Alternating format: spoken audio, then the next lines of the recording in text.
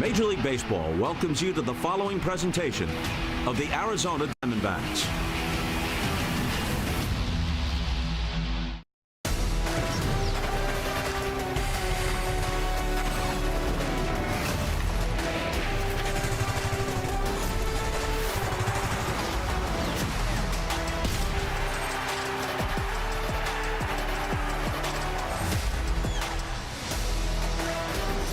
We are back home in the Valley where Progressive presents Arizona Diamondbacks baseball. The season's second half has arrived, and the red-hot Gabriel Moreno has the D-backs right on the heels of St. Louis for a wild card spot as the home run derby champ. Jordan Walker and the Cardinals are here for a critical three-game series.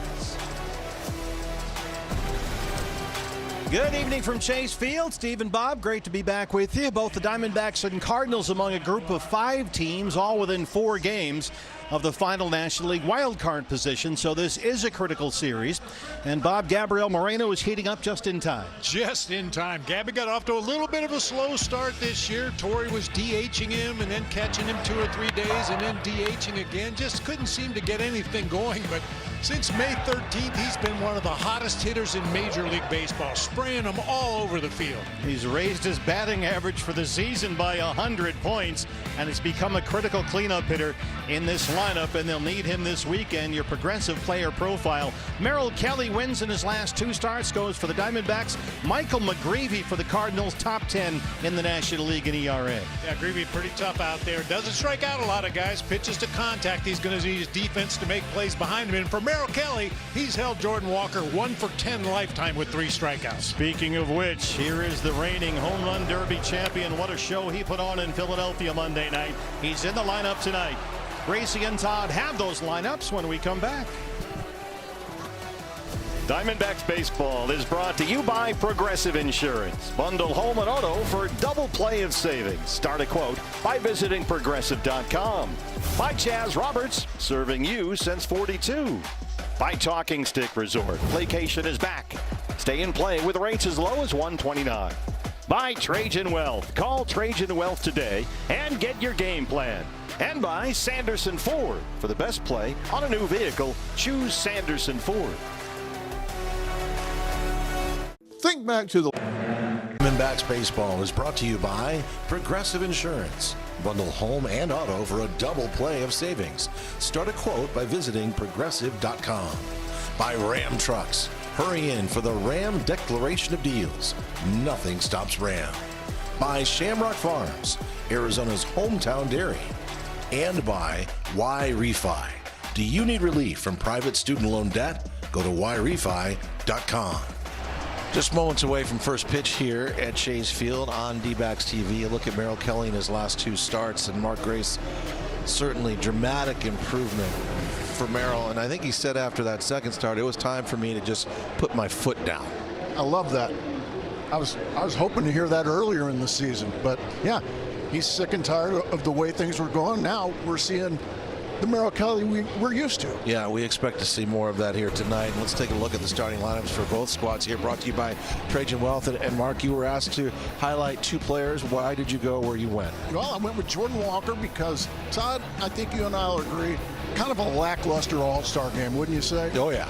But honestly, Jordan Walker won one of the best home run contests I've ever watched. So obviously he's going to be exciting. And Gabby Moreno, you know why, Todd, that Gabby's getting more love here? No. He is the only player in either lineup that's hitting over 300 at the All-Star break. That's a fascinating look at that. There he is, Merrill Kelly. He'll have the ball in his hand, and it will start when we come back to Chase Field right after this.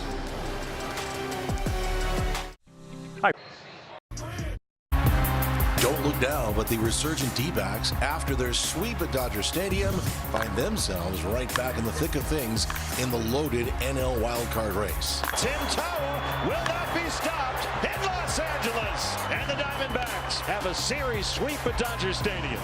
Armed with that momentum, they welcome the Cardinals to town, a prime opportunity to make up ground and make a stand for a wildcard spot. It's gone! It doesn't get any better than this. Arizona's second half surge starts now here on D-backs TV.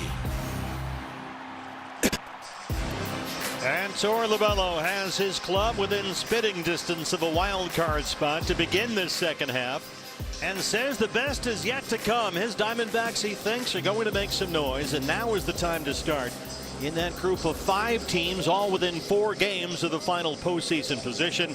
They've got some traffic in front of them, Bob, but it's right there for them. Yeah, they know what their job is. They know who they have to catch and pass in this wild card race, and it starts with the Cardinals here tonight. Try to win this series. Ideally, you take all 3, but try to take at least 2 out of 3 from Ollie Marmol's Cardinals. Yeah, St. Louis begins the second half 5 over 500, 3rd place in the National League Central. It's a division in which 4 of the 5 clubs are above 500, so the Cardinals have some tricky scheduling to navigate here, and it starts tonight with the first of 3 at Chase Field.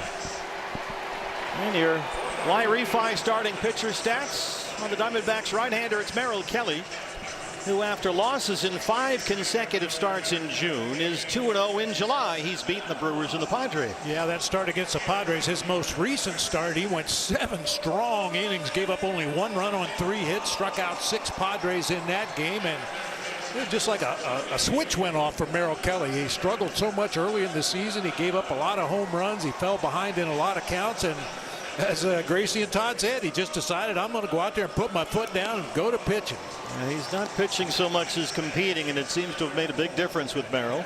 As we get a look around the diamond at the D-back defense, that's brought to us by CarShield. Yeah, talking about the second half of the season, they're going to need Corbin Carroll to be Corbin Carroll. We see flashes of it from time to time, but recently he's fallen back into that habit of swinging at those high fastballs again. Needs to correct that and be the offensive player that we know he can be. Well, they have their offense and their starting pitching lined up for this big 3-game series. What are the keys for tonight, Bob? That's brought to us by Ram Truck. Well, just like 2 boxers in the middle of the ring, Torey likes to use boxing analogies all the time. Square up. If you look at the statistics for the 2 teams, they are so similar. Some of the numbers are actually exactly the same. So square up and get after it, and Merrill should be rested and ready since that start against the Padres. He's had 8 days off. When he's had 6 or more days of rest in his career, he's 19-10 with an ERA under 4. He's all primed and ready for this one. The sweep in L.A., Torey Lovullo said, happened because the Diamondbacks played good baseball, did the things they're supposed to do, and things they're capable of doing, and that has to continue as they begin this second half run. The crew chief, Bill Miller, is back there searching for balls and strikes. Our plate umpire, and the rookie, J.J. Weatherholt, leads it off for a weekend set against the Cardinals. Well, you mentioned that series in L.A. One of the big differences for me was the fact that the Diamondbacks defense was airtight, and the Dodgers were kicking it all over the field. Diamondbacks defense was as good as we've seen all year. Weatherholt, the rookie second baseman, leads it off. Swings at the first pitch, skies it along the line in left. Max Kepler's out there tonight. It's a 1-pitch out for Merrill Kelly, and a good start. Nice. He's on pace to throw 27 pitches. Be like a record or something. All-star Ivan Herrera, the DH, bats second behind the rookie Weatherholt. Herrera 249, 11 homers, just back from his first ever All-Star appearance.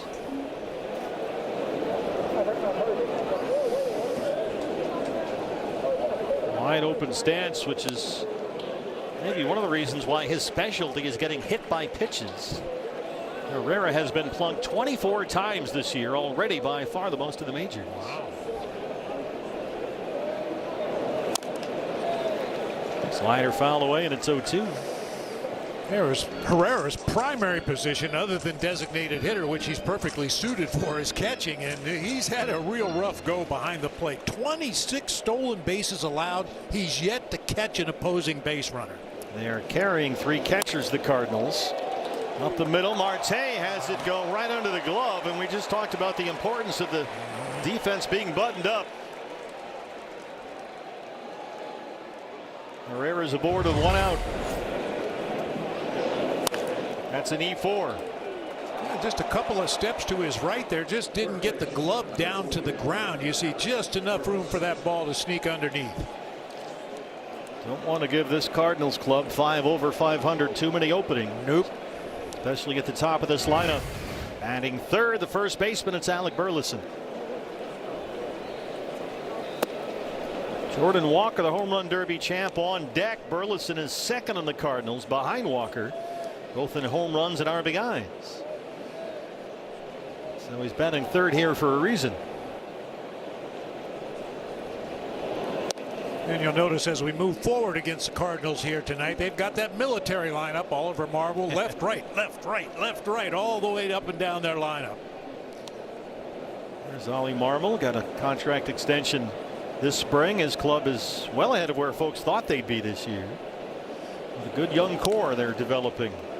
Fastball's the strikeout 2-0. And Burleson, he keeps improving as an offensive force in this lineup. The slug, the OPS at career highs right now. And it begins the second half of the year among the National League RBI leaders.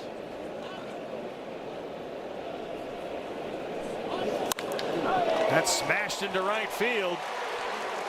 So 2 on and 1 out for the home run derby champ, and here he comes. The red hot Jordan Walker. That's 108 miles an hour off the bat of Burleson. Yikes. Ball was hit hard through the right side. Fortunately, Burleson hit the top half of the baseball. Top spin liner through that right side. Some Cardinal fans giving a standing ovation to Walker, the home run derby champ. What a show he put on in Philly. Unbelievable. To come back and beat the hometown boy Kyle Schwarber.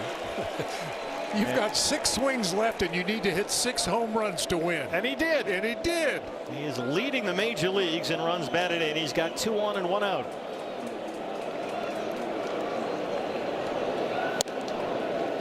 Walker is the first Cardinals hitter since Albert Pujols in 2009 to lead the majors in RBIs at the All-Star break. He is having, at the age of 24, a career year after things have stalled for him last couple of seasons. This is the breakout year. It's 0-2. Well, obviously driving in a lot of runs. He also strikes out a lot. He walks his fair share. This was him at the All-Star game. Up against Schwarber, and he didn't blink. Final 6 swings, all left the yard. It was amazing. There's the family. Family was there. The fans were cheering it for his dad. Jordan's dad. Jordan's dad. He comes from a terrific family. Decatur, Georgia. Father Derek, an MIT grad. His mom Katrina, undergrad degrees from Harvard and 2 master's degrees. Ooh. He was an outstanding student in high school. Jordan Walker was going to go play baseball at Duke before St. Louis took him with a first-round pick back in 2020. 1 ball and 2 strikes. Herrera's at second base and Burleson at first.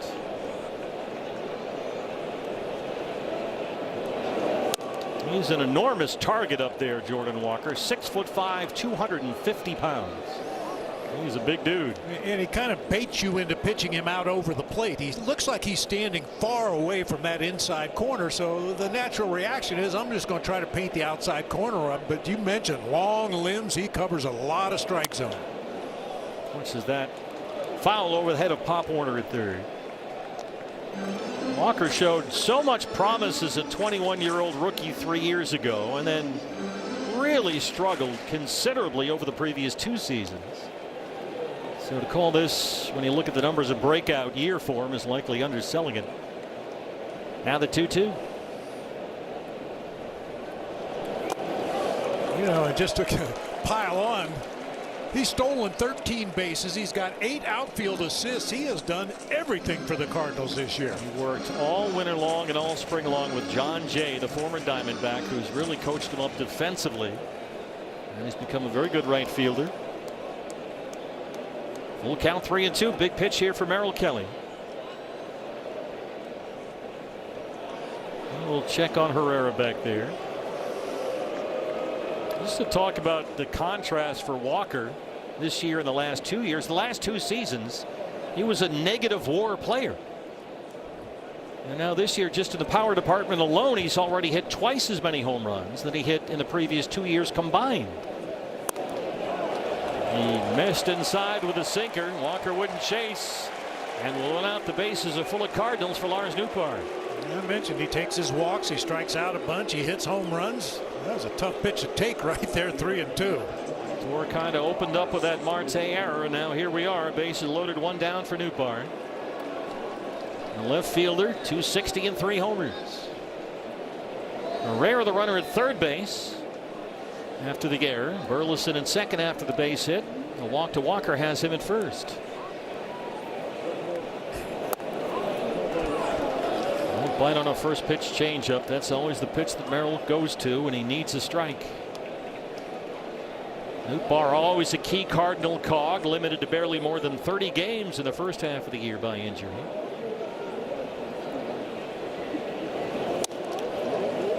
This is in with a fastball.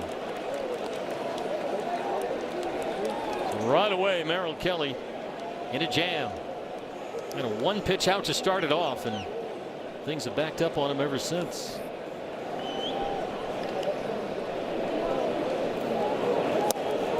Is on the corner with a curveball. That's the thing about Merrill Kelly. He's got 6, 7 pitches. He'll throw them all for strikes. Any sequence.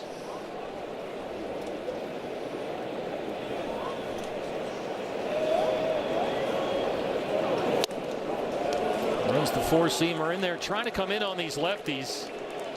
And he's fallen behind 3-1 and now really needs to make a pitch with Mason Witt on deck, the shortstop. Back-to-back 3-ball counts for Kelly.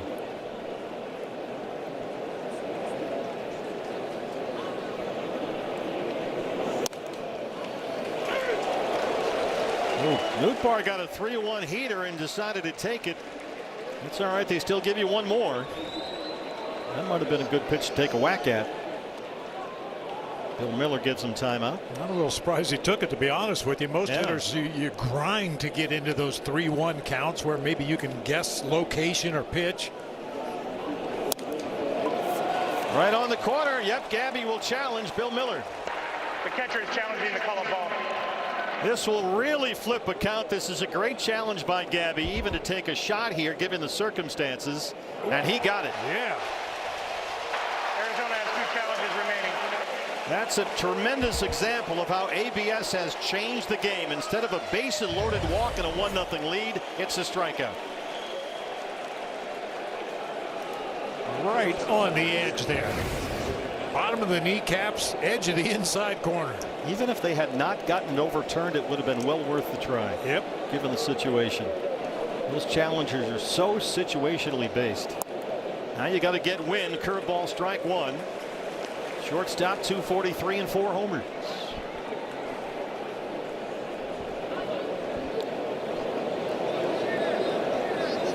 Herrera, Burleson, Walker, your Cardinal runners, third to first. Up the middle and a base hit into center. Herrera will score. They will wave Burleson around, and the Cardinals put 2 on the board.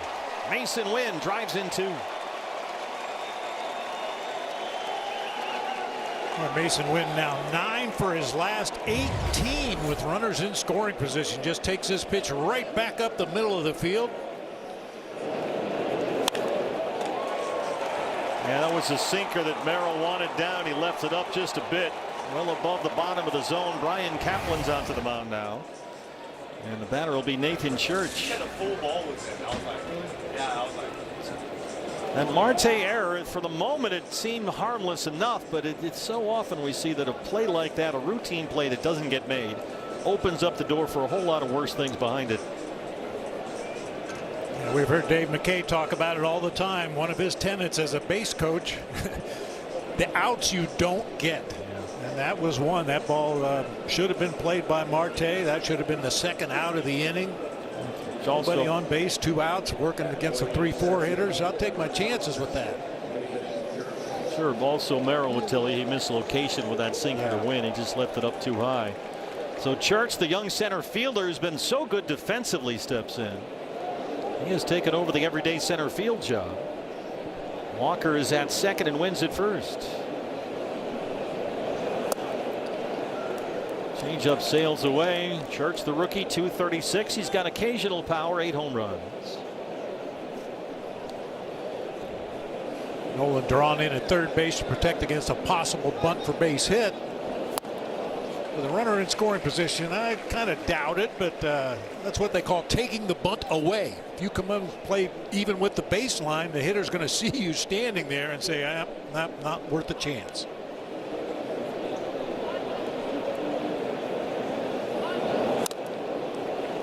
Well, Church didn't exactly set the world on fire heading into the All-Star break. Final 19 games of the first half, he hit 127. He's been most impressive, certainly defensively in the outfield, the occasional power with the bat, but he's not exactly on fire right now. And Merrill trying to put him away in a 1-2 count.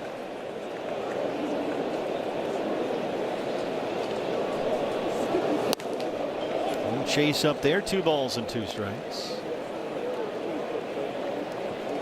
27 pitches and counting in the first for Merrill Kelly. Coming off consecutive wins over Milwaukee and San Diego. Walker is at second and wins at first. Church lines it to center. And a diving attempt there by Tim Tawa, who's able to snag it and save at least 1 run.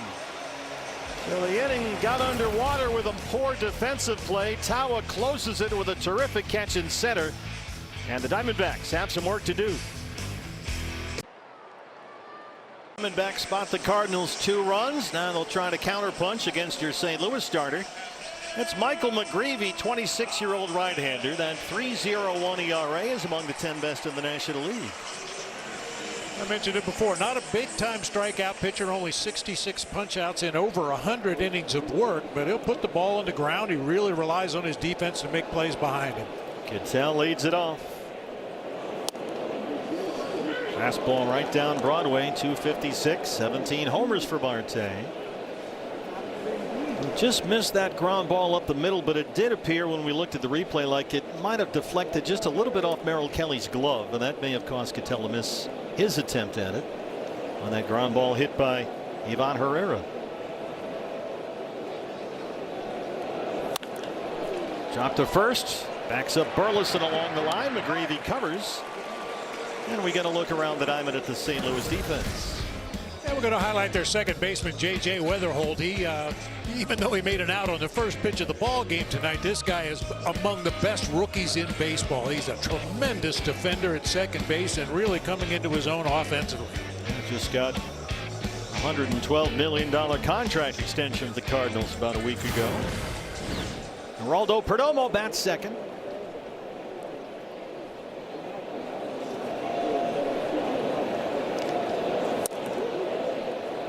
Jerry 241 and 6 homers, dealing with some lingering inflammation in his left hand.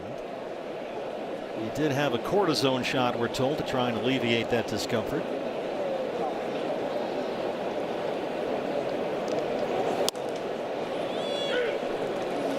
Jerry had 8 hits, scored 8 runs in his last 7 games. We're told that the left hand discomfort started popping up right around that 4-game series at San Diego in the last road trip.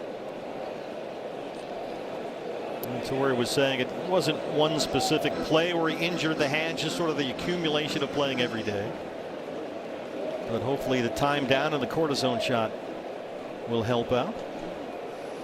Ah, the cortisone shots. Skied up high, drifting over to left center is the rookie Church. And there's 2 outs in the first. McGreevy throws just about every pitch anyone's ever invented. Yeah, I think so. And if he might make up his own tonight as the game goes on. 7 different pitches. He leads with the 4-seam fastball. The changeup's a good one. The sinker is good. Those last 2, the sweeper and slider, however, those are his least used pitches, and they're the most hit pitches. It's probably why he doesn't use them as much. Statcast 3D powered by Google Cloud. 2 down for Corbin Carroll. And there's that slider right at the knees for a strike. Corbin 252 and 13 homers, back from his All-Star game appearance Tuesday in Philadelphia.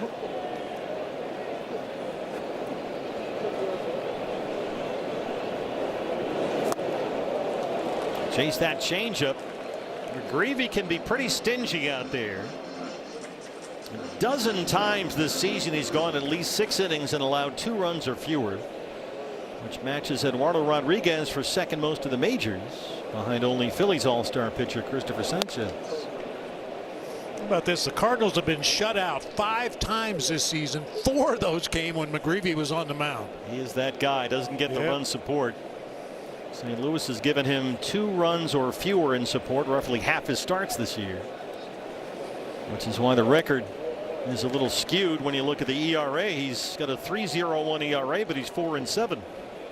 He's pitched a lot better than that. 2-2 with Gabby on deck.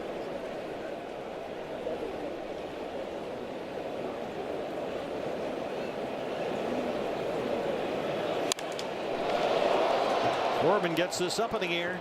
Short left for Newplar. And it's a 1-2-3 first for McGravy, and after one, St. Louis has a 2-0 lead.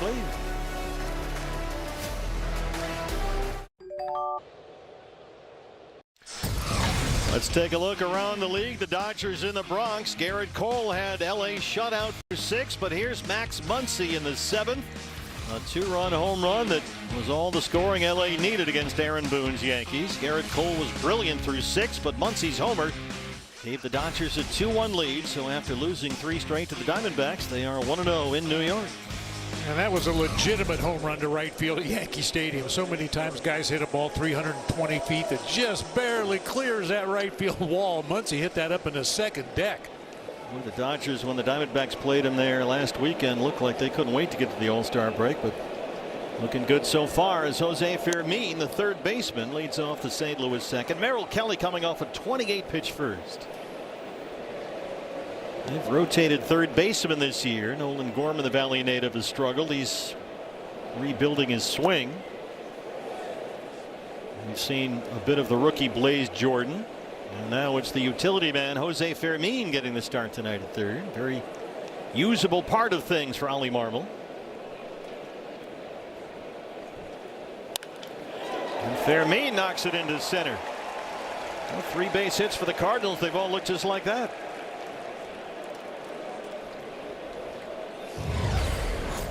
Merrill just not consistently hitting his spots yet. That one's right in the middle of the strike zone, and Fermin sends it right back where it came from for a leadoff knock.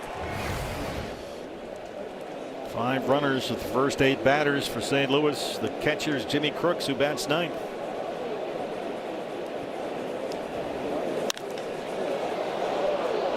Way up high.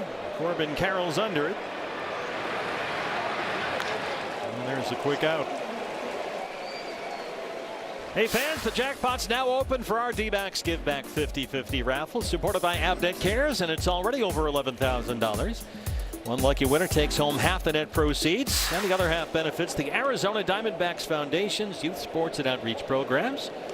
You don't have to be at the ballpark to play along with us. Fans anywhere in the state of Arizona can participate online at dbacks.com/50-50.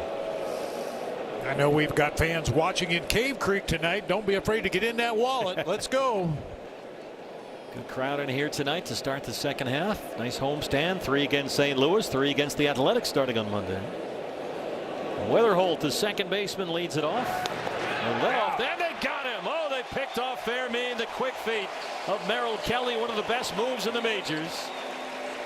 Doesn't look like the Cardinals are going to bother with a challenge. Ollie Marmol has a look that doesn't say he's super thrilled. Yep. Oh, yeah. He's out of there. Tag on the right hip there before he could get his hand back on the base. Weatherholt flying out to lead off the game now.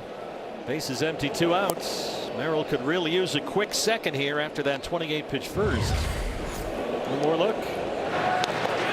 Boy, he's just so quick. Yeah, I mean, he wasn't leaning towards second base. He just got picked.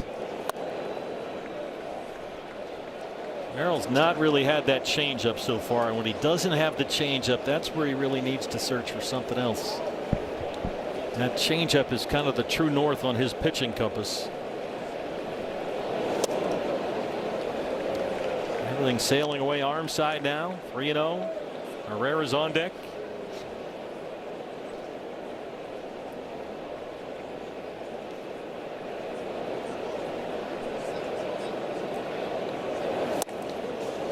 Wow. These are big misses. Second walk issued by Merrill. Now it's Herrera again. Weatherholt a perfect 9 out of 9 in his stolen base attempts this year, but right after Fermin got picked off, I imagine he's going to be a little careful over there at first. Want to just stand on the base. Nothing to see here. Herrera reached on an error by Ketel Marte that a ground ball up the middle. It looked like Merrill Kelly deflected, which created some awkward adjustments for Marte. The ball went just under his glove for an E4.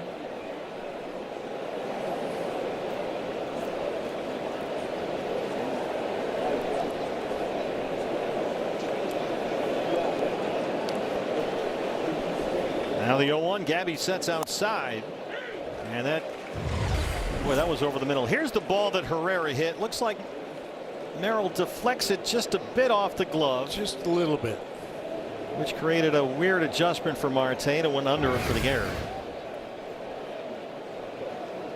So Ketel had a little more to deal with than usual. Merrill missed his spot with that last pitch by about 3-4 feet. Didn't quite get it up high enough that Gabby wanted, but it's fouled away. You can see Gabby rise up out of his crouch there to give that high target. We've talked about it in the past. If he does that, it's probably going to be a four-seamer or a cutter up in the zone. But usually he'll drop that catcher's mitt all the way down to the ground. Back upstairs again and missed his spot badly again. You can see Merrill just in the body language searching for answers right here.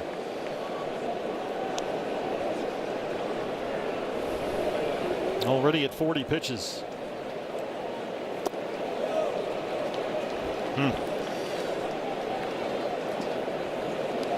Burleson would be next. He singled and scored on that 2-run Cardinal first. It's 2-2 on Ivan Herrera. Brian Kaplan, Jeff Bannister, 0-2. All the coaches around Torrey, they're all seeing the same things we are. Yeah, Merrill's, he's a little bit more than one tick off here.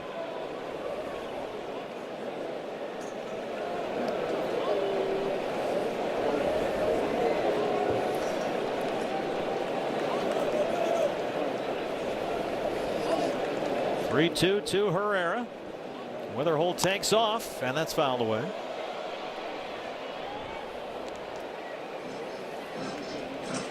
Third Cardinal batter that started out 0-2. Count is now full. The first two guys that had an 0-2 count was an E4 by Herrera and a walk to Walker. Eighth pitch of the at-bat to Herrera right here. Weatherholt takes off again, and another one fouled back.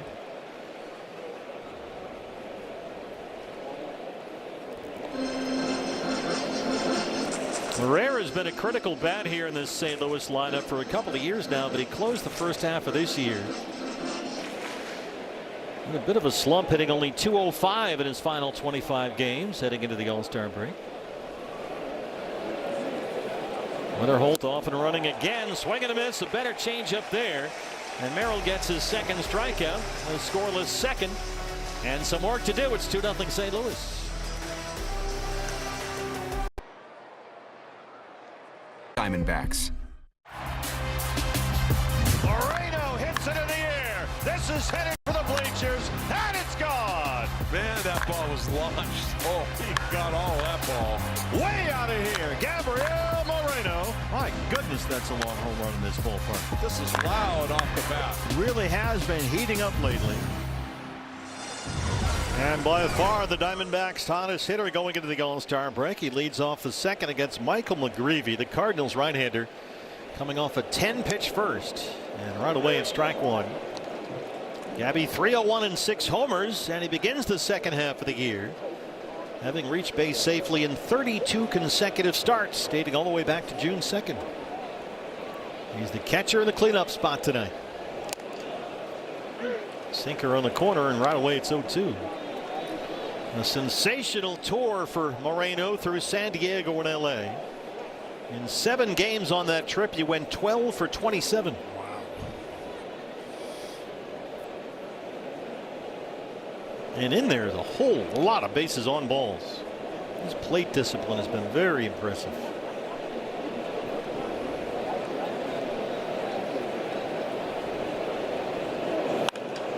Reaches out and pokes it into right. He's been doing that for the last 2 months. Moreno leads it off. Sometimes he hits it through Gabby Lane, other times he hits it over Gabby Lane. Yeah, love his approach right now. With 2 strikes, he's just looking to get the bat on the ball, even if it's shoulder high off the plate away. But that particular approach right there, get the bat on the ball, put it in play, has resulted in a whole bunch of base hits for Gabby lately. That's the thing that Torrivello has loved, that Moreno is so stubborn, just relentless with that approach, and will not come off it. Kepler shows bunt, bunts a beauty up the line, and everybody's safe. Max Kepler brought in for some left-handed pop, a little small ball for the left side that time, and a good start to the second. Beautiful bunt.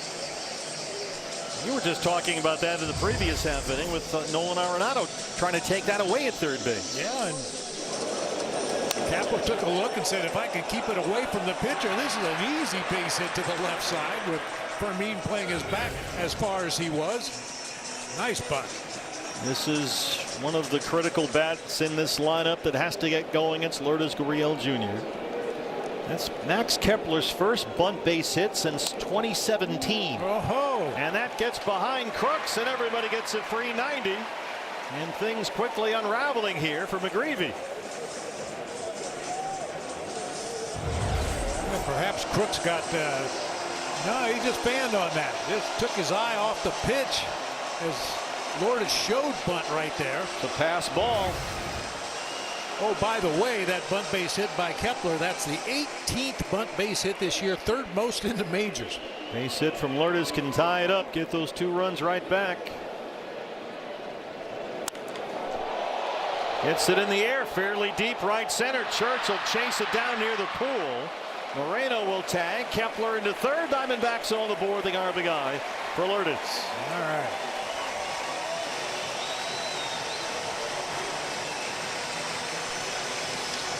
Hey fans, if the D-backs hit a double, you get $15 off your next Uber Eats order of $30 or more. Boy, what a deal. Nolan Arenado, very strong finish to his first half for Nolan. 243, a dozen homers. 4 of those home runs have come in the last 12 games. Kepler is the tying run at third with 1 out. Cardinals bring the infield in for Arenado. Nolan's 12 homers this year have already equaled his total from all of last season with St. Louis.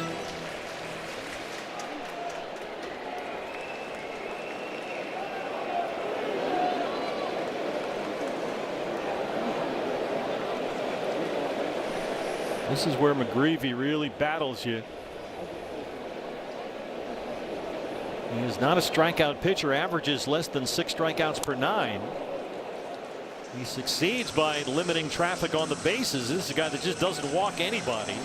Keeps you off balance with that consistent mix of 7 different pitches. He's got, as Bob showed you earlier, 3 different fastballs, 3 different breaking pitches. He's got an effective changeup. He really mixes things up.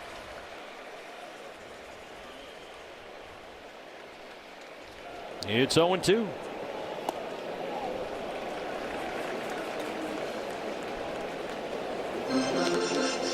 This could be a big weekend for Nolan Arenado. He starts tonight's game only 4 hits away from 2,000 for his career. And a big road trip in San Diego and LA last week. 7 hits, scored 7 runs, hit 3 homers. Won't chase out there. Sinker didn't quite come back, and it's 2-2. Vargas, the first baseman tonight, on deck.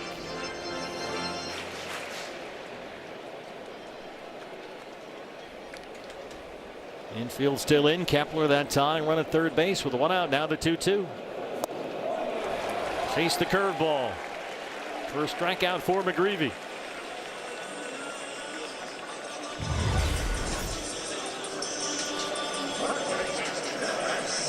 That's why the get the bat on the ball approach works best against guys like McGreevy, who changes speeds. He moves the ball around. Everything is going one direction or the other.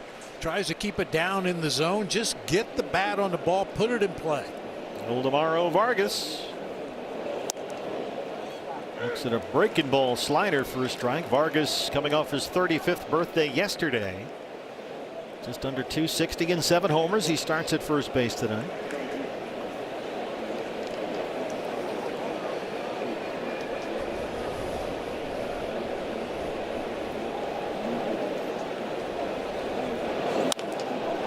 Lamaro rolls it to second softly for Weatherholt. They strand Kepler at third as the tying run. Diamondbacks get one back. We're going to talk to the new Grandpa Gonzo when we come back. Welcome to Jock in the Box. There's number 20, and it's well-deserved place of honor here inside Chase Field. Diamondbacks drew the Cardinals 2-1.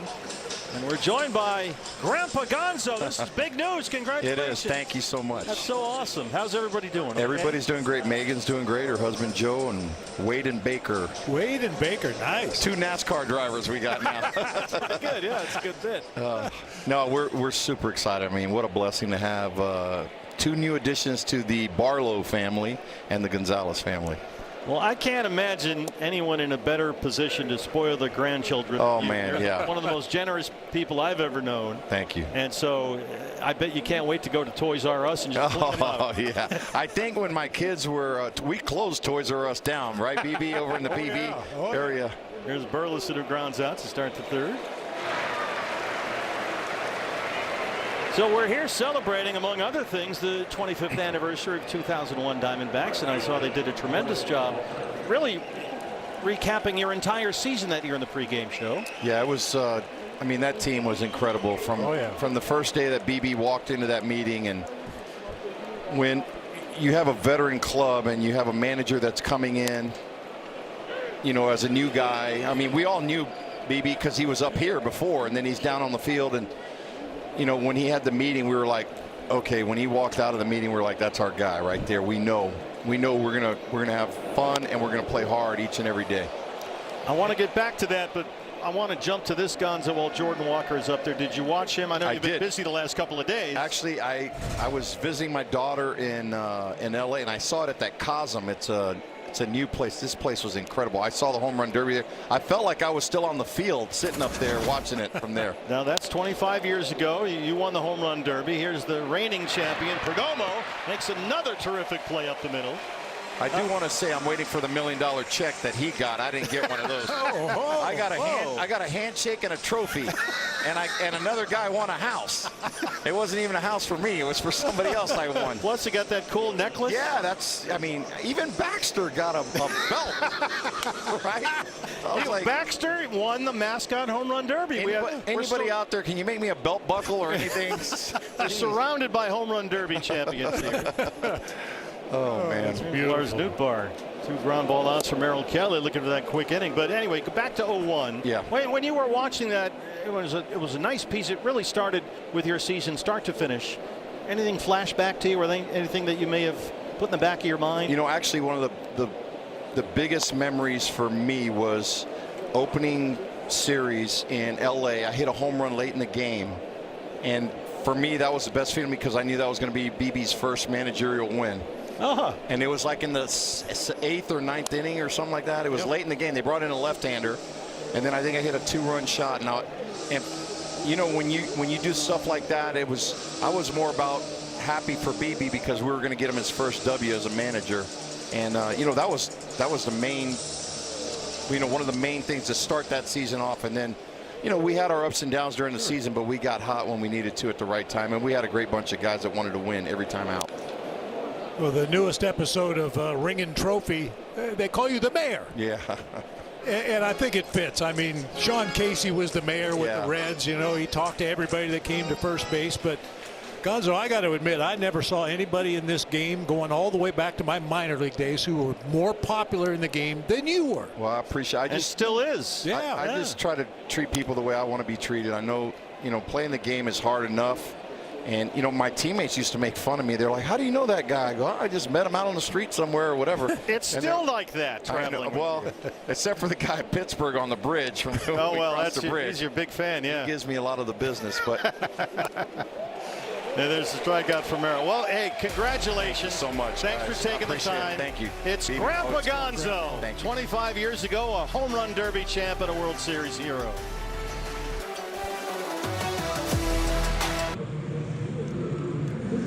There's only one. Oh, what a weekend it was Cardinals at Dodger Stadium. The king of the court, Tim Tawa. 7 hits, 7 RBIs in 3 games in Los Angeles. He doubled twice, homered twice, made several sparkling defensive plays at first base, and in typical Tim Tawa fashion, he's in center field tonight. Plug and play. Here he is. It was certainly Tawabunga over the weekend in L.A. Yeah, he was playing the part of Christian Walker against the Dodgers. Oh, good call, yeah. It was unbelievable. I mean, every time he looked up, double off the wall, home run. Great defensive play at first. Gets the start in center tonight and leads off the third against Michael McGreevy.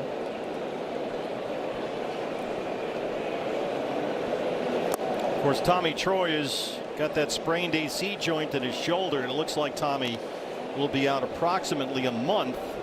So you've got Tim Tawa in the mix in center. You've got Ryan Waldschmidt, Jorge Barosa as well. So they'll sort of plug and play in center. Tim will be in the first base mix as well. But like with Tyler Locklear here, figures to be a bigger factor in the outfield than the infield. Yeah. But that versatility, we talk about it all the time in the game nowadays. Most teams, all teams, choose to carry the extra relief pitcher rather than an extra bench. Tim Tawa's at it again. This one is on its way to the wall, and we are tied. Tawabunga.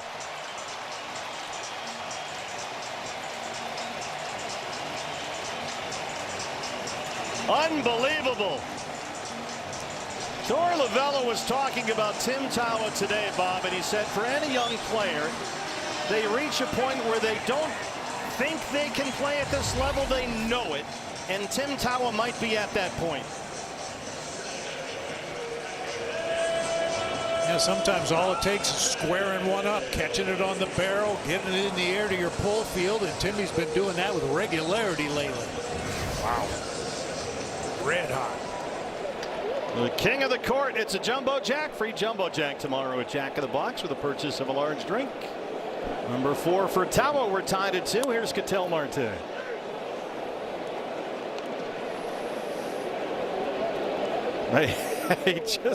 He must have stepped in a magic puddle or something. Fairy dust sprinkled down from above. Whatever it takes. Whatever it is, but boy, it has been impressive. Backhanded at first by Burleson. McGreevy covers, and Marte's 0 for 2. Hey fans, when the D-backs hit a home run like Tim Tawa just did, you score a free Jumbo Jack from Jack in the Box with the purchase of a large drink. Here's Geraldo Perdomo. If you're enjoying our ball game tonight on Channel 12, don't forget we got a big free view weekend coming up. Fans can catch all the action for free tomorrow and Sunday on dbacks.tv. It's called a free view. Just go to dbacks.com/watch if you've not subscribed yet. You can watch the rest of the 2 games of this series for free. Coverage starts at 12:30. Both on Saturday and Sunday. dbacks.com/watch. We'll give you both those games for free. Check it out. Coming up this weekend. See more Tim Tawa home runs. Yeah.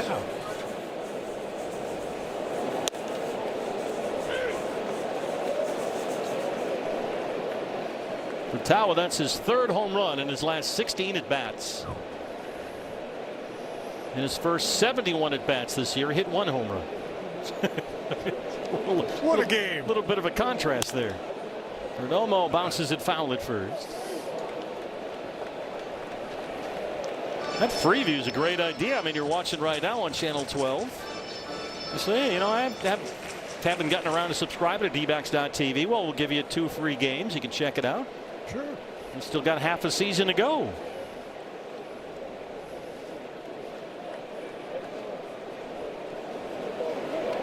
dbacks.com/watch. 12:30 tomorrow and Sunday. As Perdomo looks at that curveball for ball 2. Corbin Carroll on deck.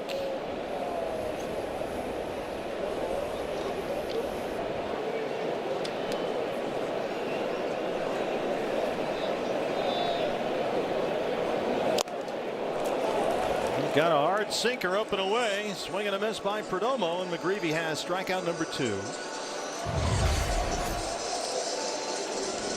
Again, this is not a guy that's a strikeout pitcher, but keeps you off balance enough to be certainly more than effective. 2 outs after the Tawa homer. Here's Corbin, who flied out his first time.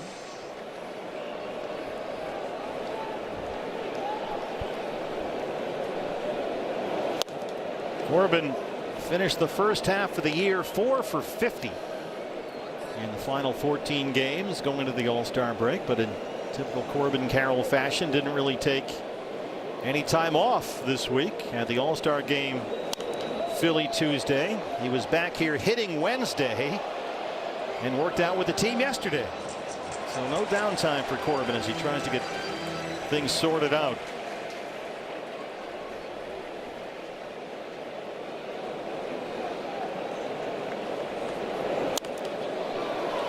Yeah, that's why I didn't make more All-Star teams. It's a grind, you know. You need those 3 days off. Pacing myself, Sergeant. And the only All-Star game I made was played at my home ballpark at Candlestick. Oh boy. Tailor made.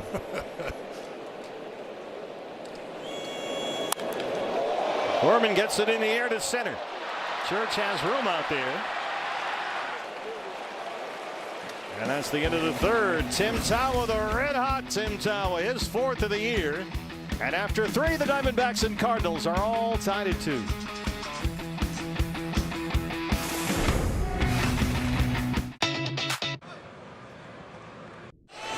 Well, Tim Tawa feasting on opposing pitching these days. His 4th home run has tied it up 2-2. And speaking of which, seamless segue. Our Uber Eats delivery is here. That's right. Tonight we're having Taco Boys, and I see. Yeah. Well, hold on here. You got yourself something. Well, I got you something. All right, nice. Yeah, it's a heck of a deal. $30 or more from Uber Eats, and you get $15 off your order. It may be quiet up here for the next half inning. I'm sure you'll love that. Well, I'm sure everyone would appreciate it. You'll get 30% off any 3 tacos and a fountain drink at Taco Boys on Uber Eats today. So nice. Do your thing. Boy, this smells really good. Get Gonzo back in here, cover things for an inning or 2 while we have dinner.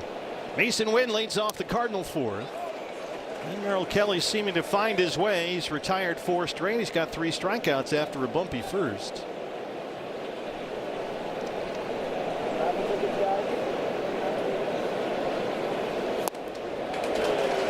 Oh, that's a changeup. He's starting to get the feel back for that one now. And as you mentioned earlier, that's his big pitch. That's his go-to when he's behind in the count and needs to get back into the count. If he's got an aggressive fastball hitter, that changeup is really good. Well, the old joke goes, don't think too much, you can only hurt the ball club. But in a sense, that is what changed for Merrill Kelly with wins in his 2 previous starts. Not overthinking the process. Not poring over the iPad and the data, just going out there being aggressive and competing, which is something he felt like he had gotten away from. And Merrill said after beating the Padres convincingly last week that that's going to be the mindset from here on out, because obviously he wasn't happy with what he was doing before. There's Brian Kaplan, the pitching coach, on the left there. He felt like he was getting a little overloaded with input during that stretch of 5 straight losses last month. But he has quickly redirected course. I mean, analytics are analytics, and they serve a purpose in the game. There's no question about that. But the bottom line is this is an athletic competition. Go out there and be an athlete. That's what he told himself. Arenado at 3rd. Yeah, it was here at Chase Field July 4th when he beat Milwaukee that Merrill said he decided to just come out, be aggressive, let it fly. Not try to be too fine, too precise, just be aggressive. It worked out really well. And then he was brilliant last week. The win at San Diego Thursday, 1 run, 3 hits, and 7 at Petco Park. And that's after he went 0-5 in 5 starts in June, so things have really turned the corner for him. He set down 5 in a row. Here's Nathan Church. Lined out to center on a terrific diving catch by Tim Tawa, who has made a run-saving catch in center and hit a game-tying home run so far, only 3 innings in.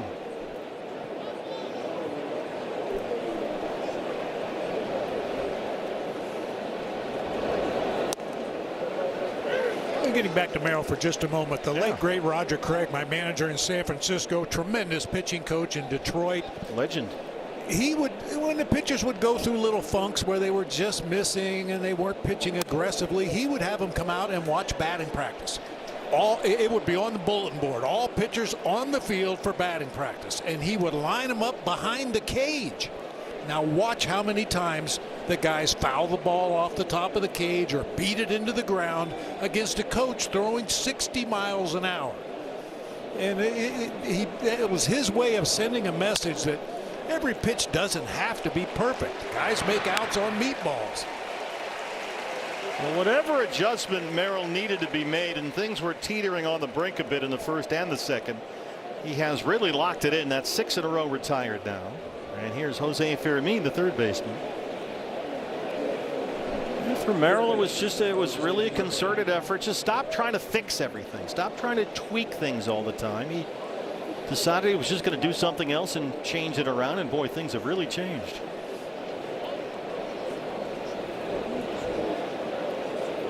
Of course, as he pointed out, he's got this renewed aggression that's been fueled by the fact that this club is only 2.5 games out of a playoff spot, and that he said the other day has definitely created some urgency.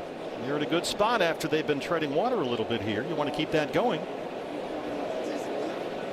In game 97, things are getting late. Fermin to left. Kepler's got it. And Merrill Kelly settling down. He's retired 7 straight in a 2-2 ball game. You're watching the Diamondbacks Baseball Network, and it's presented by Progressive. /open the house. Hey fans, Diamondbacks Baseball is brought to you by Jack in the Box's new Philly-style bonus Jack combo. Shaved steak, grilled onions and peppers with melty cheese, starting at just $5.99. It's Jack in the Box's new Philly-style bonus Jack combo. A lot of bonuses these days for Gabriel Moreno. A base hit. He scored a run. As his hot streak continues, he's reached base safely now in 33 consecutive starts, and he leads off the 4th against Michael McGreevy. I love seeing that replay of his base hit back in that second inning. It almost looked like he had to get up on his toes to get on top of that pitch up and away from it. Gabby's now hit in 8 straight games, 12 of his last 13. And he's batting well over 400 during that stretch with more walks than strikeouts. And an on-base percentage north of 500. So he is literally getting on base half the time he's up there. Which is why occasionally Torrey will DH Gabby to give him a partial day off behind the plate. Just give those legs a little bit of a rest. He's been running the bases a lot. Used to be the full day off, but the way the offense has scuffled at times over the first half, just can't afford to not have his bat in there. Phil Mather, the hitting coach, Damian Easley as well. Travis Dinker. 2-1. Moreno deep to center. This has got some legs. Church is going to have to play this one off the base of the wall. And Gabby's on board again with a leadoff double. He's 2 for 2. Wow, is he hot.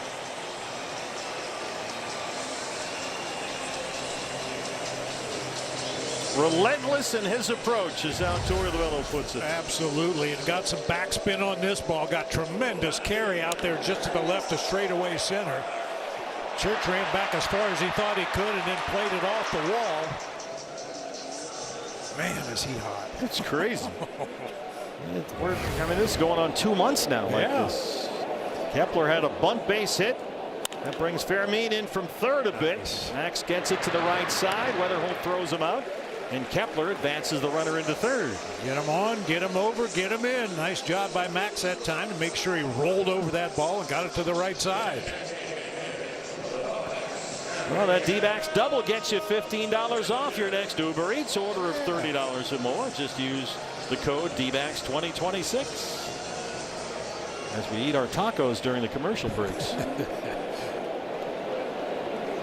Infield at medium depth now for Gurriel, who drove in a run with a sac fly his first time, and Lourdes does everything you didn't want to do right there. One pitch out to the left side, and they cannot advance the runner.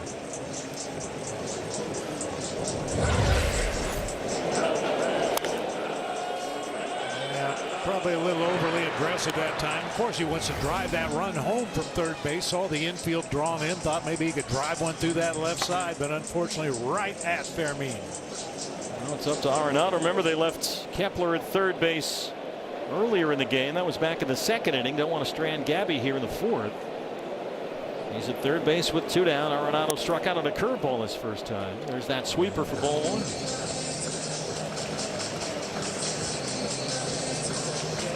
Base hit gives them the lead right here. Arenado 4 hits away from 2,000.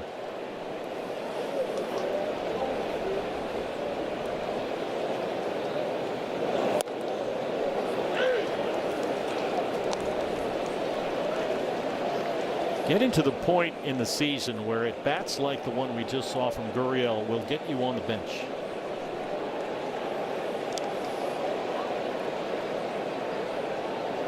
Talked about Merrill Kelly mentioning that sense of urgency. Game 97, Arenado. Oh, he just hooked it barely foul. Oh. That's all right. That's usually the start of a good night for Nolan Arenado when he pulls one down that left field line hard like he did right here. He loves to get that bat head out in front. Yes, he does. Keep that head down, the bat head out in front of the plate.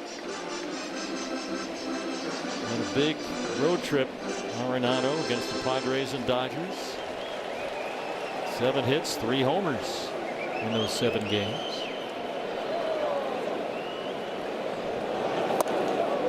Chase out there with a sweeper.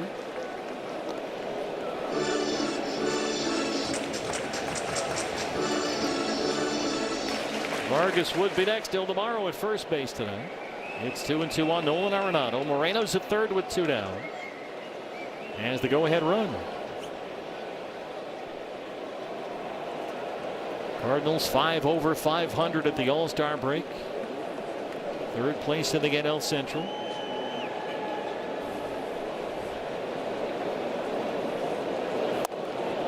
Good take right there, trying to get a bite on that sweeper again and again. He lays off, and now it's a full count, 3 balls and 2 strikes. Greavy looking for Chase. He is not a strikeout pitcher.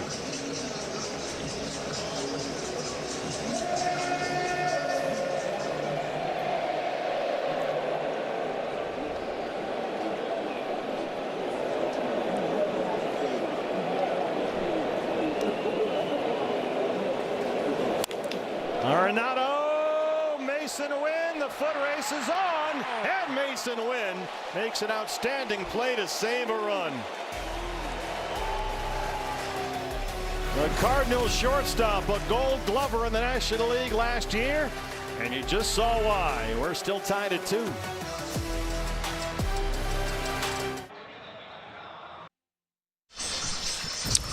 Todd Walsh back here at Chase Field. This is U of A night. And look at this, the ceremonial first pitch. That's Trey Spivey, wide receiver for the Arizona Wildcats, throwing the pitch to his father, Junior Spivey, alongside his brother Kingston. Of course, Junior Spivey, Bob Brenly, was part of your 2001 World Series championship team. Played 72 games that year in his breakout rookie season, and next year wound up being an all-star. You brought him to Milwaukee, and it looks to me like Junior Spivey has not aged and he could play today. I agree with you. The reaction on that pitch. I mean, Junior fired that ball in there, and the other Junior had to jump up out of the crouch to make a catch. Looked like he was playing second base back in the day. Merrill Kelly has really regained his form at 70 pitches now, and right away it's 0-2 on the catcher Jimmy Crooks, who leads off the Cardinal 5th. Merrill has sat down the last 7 after a very bumpy start of the first.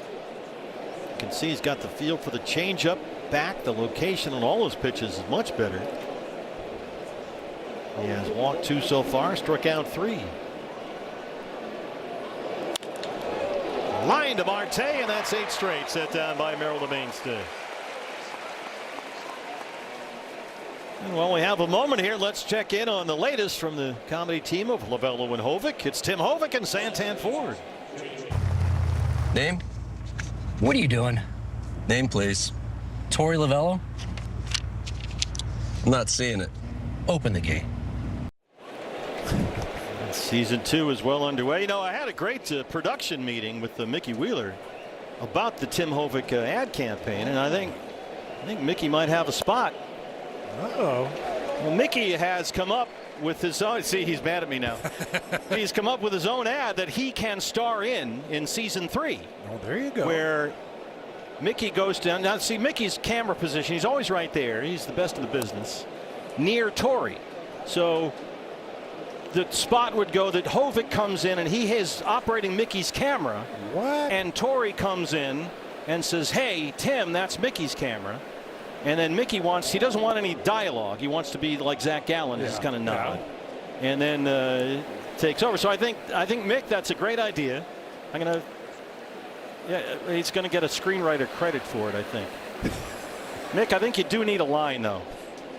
J.J. Weatherholt now. Well, Zach never really spoke in any, but he did give signals, gave signs. He's like the silent Bob, like the Penn and Teller, where the one guy doesn't talk.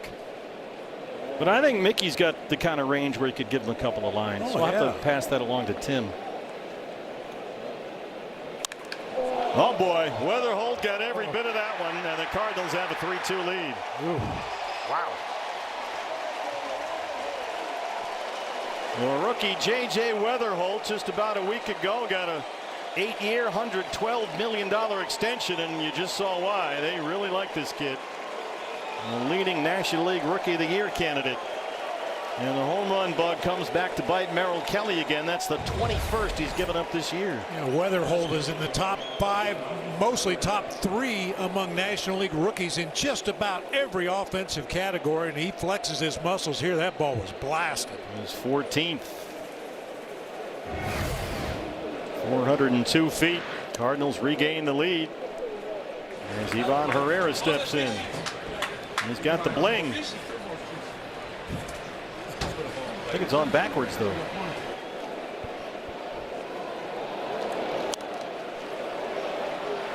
Ends a stretch of 8 straight retired by Merrill.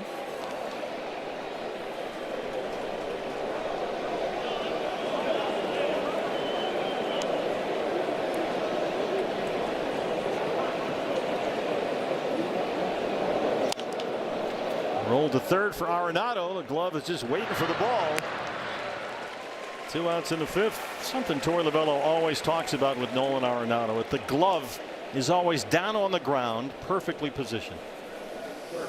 And he took his time to make the throw there. He knows who the runner is at the plate. He knows he has plenty of time with Herrera running, so make sure to stay right there. Glove on the ground, take a little crow hop and fire it across for the out. Torey always looks at baseball through a third baseman's eyes, and when he sees Arenado, I think he gets a little depressed. Why wasn't I that good? I think just about every third baseman that ever played the game could say that. It's just it talks about with Nolan. I think that last one was a great illustration. There's very limited glove movement. Yeah, the glove goes down on the ground immediately, and then of course when he throws, then he gets moving when he's going to throw the ball. Always throws on the run. Burleson toward the bullpen, and that one's hook foul. Yeah, you don't normally talk about footwork with a third baseman. That's more of a middle infielder kind of a thing. But Nolan Arenado's footwork is impeccable down there at third base, which is why he can put his glove down to the ground and use the rest of his body, especially his feet, to get him in position to make those easy plays.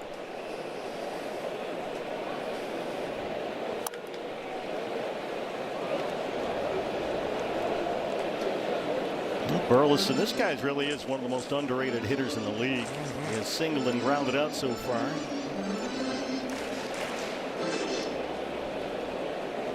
Among the National League RBI leaders, the slug and the OPS at career highs.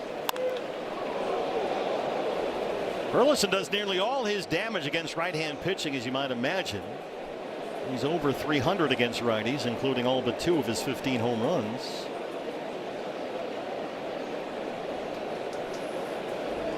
Second rounder by the Cardinals out of East Carolina.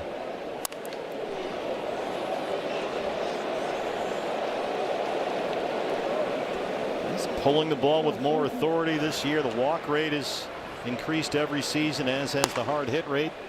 Taylor Clark getting it cranked up in the Sanderson Ford bullpen. Merrill Kelly now at 85 pitches. Bullpen is fully rested, of course, coming off the break. This is turning into a Perdomo-like at bat here for Burleson, just fouling off everything Merrill throws up there. In, out, up, down. He's fouled off every single pitch of the at bat.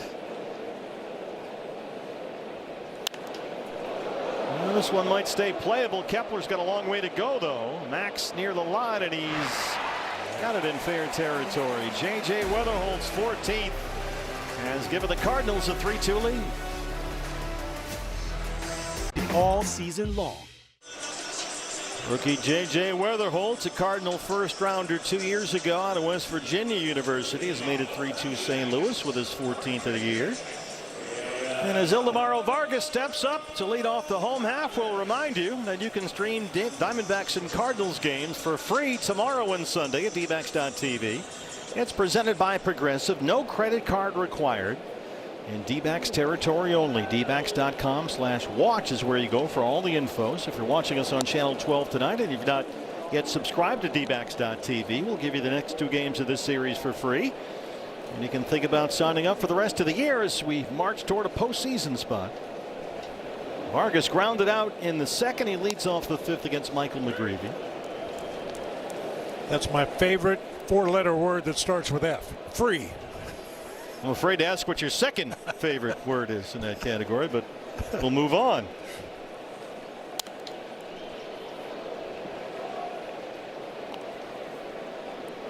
Vargas gets the start at first base. Tyler Locklear is here, where he just tore apart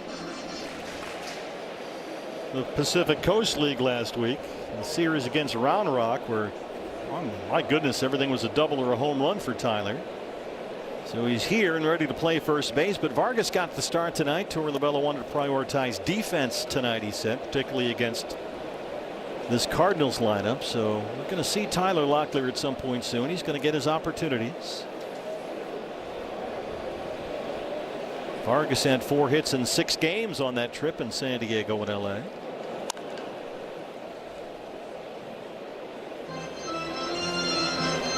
Torey Lovullo insists that Tyler Locklear is going to play. He's going to be good. He'll get a chance to get grounded tonight, and we'll likely get a look at him this weekend. There he is, coming off that terrible elbow and shoulder injury last year.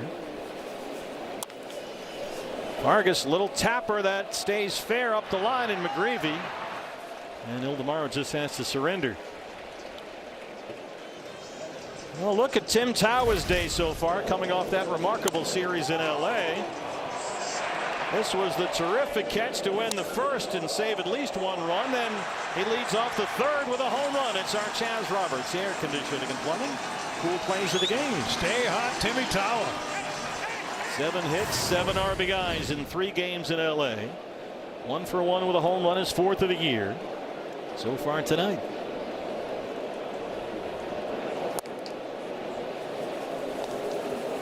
What's your take on Torey Lovullo's idea that for a young player you can come up here and think that you can play at this level? That's one thing, but to know you can is a different thing entirely. Yeah, that takes a little while. Bouncer for win. The Gold Glover has it.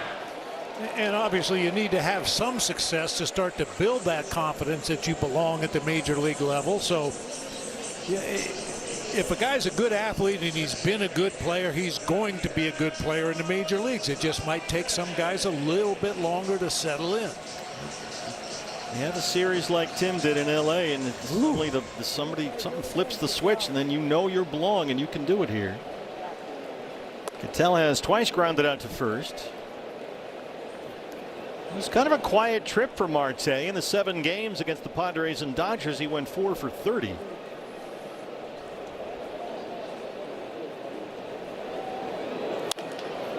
And that one rolls into right center. Marte's aboard a 2-out single. You could tell in the 3 games at St. Louis last month, had a big series at Busch Stadium. 5 hits. He doubled and homered against the Cardinals. Finds that big hole up the middle of the field. It looked like a sinker working away from him that time. You saw Mason Wynn cheating way up the middle. Weatherholt was over in the hole between first and second, so a big gap for Cattell to take advantage of. A chance to keep this going with Perdomo. Jerry has flat out struck out 0 for 2. McGreevy gets 60 pitches, 40 strikes. This guy is an absolute strike thrower, and that's one of the keys to his success. He just doesn't walk people, and really does a nice job to limit traffic around him on the bases. He has walked more than 2 batters in a game, only twice in 18 starts. Quick move to first. You throw strikes, avoid the extra base runners, you're going to do pretty well. Especially if you throw 7 different pitches like McGreevy does.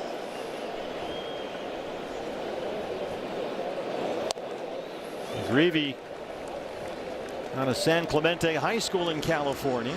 Kevin Genkel has joined Taylor Clark in the Sanderson Ford bullpen. Looks like Merrill Kelly is done. Merrill at 87 pitches through 5. Got to give Merrill a lot of credit the way he settled in after that rocky first and second inning when he just could not put the ball where he wanted to. Yeah, it was an impressive turnaround.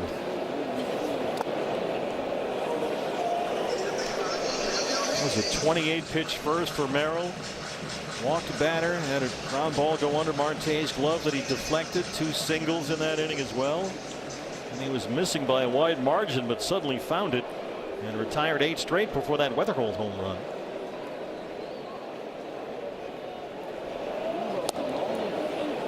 Kind of odd. McGreevy kind of looks over his right shoulder to check the runner at first base. Most right-handers will just take a quick peek over your left shoulder, but he actually turns and faces second base. I think that would hurt your neck.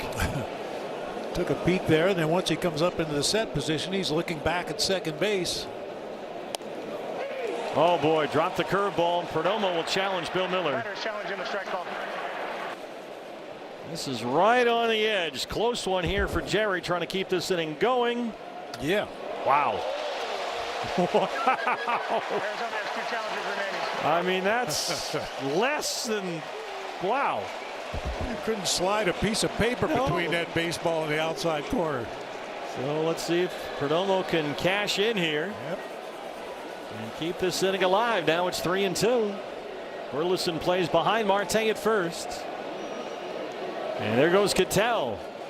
And Perdomo will take the walk. Didn't go, says Chad Fairchild. So back-to-back runners reach now with the help of the overturned call with 2 outs and a chance for Corbin Carroll. First walk issued by McGreevy tonight.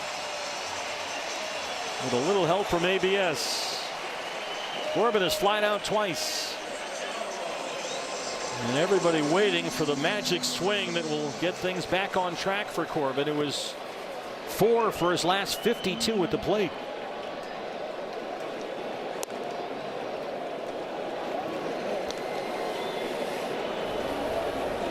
Corbin in the middle of May got hot, put together that 13-game hitting streak, but since that streak was snapped, which was back at May 26th, he's hit 195. Marte's at second, Perdomo's at first. Won't chase the changeup, it's 2-0.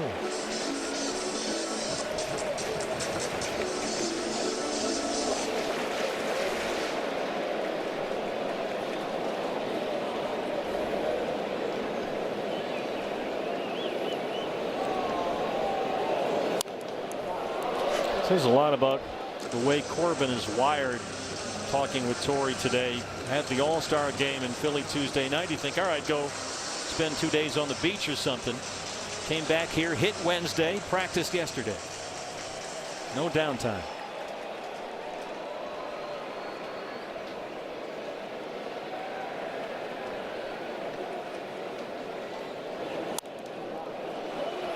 Slider hung out over the plate. It's 2-2.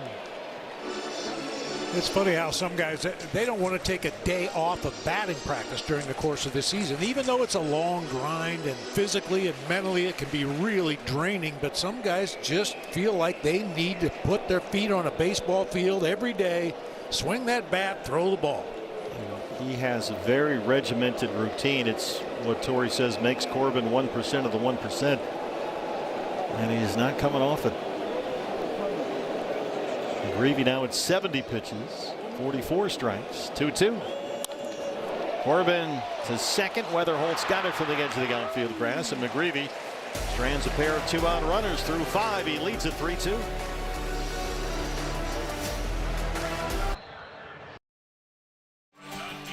Well, monsoon season is here, the humidity with it, and you can help out by nominating someone in need for the Chaz Roberts Cool Play AC giveaway. Now through July 19th, so you have up until this weekend. Visit ChazRoberts.com/Cool Play giveaway. That's where you can nominate a family or a nonprofit in need today. Diamondbacks need some runs. They're down 3-2 as we start the sixth inning with Taylor Clark.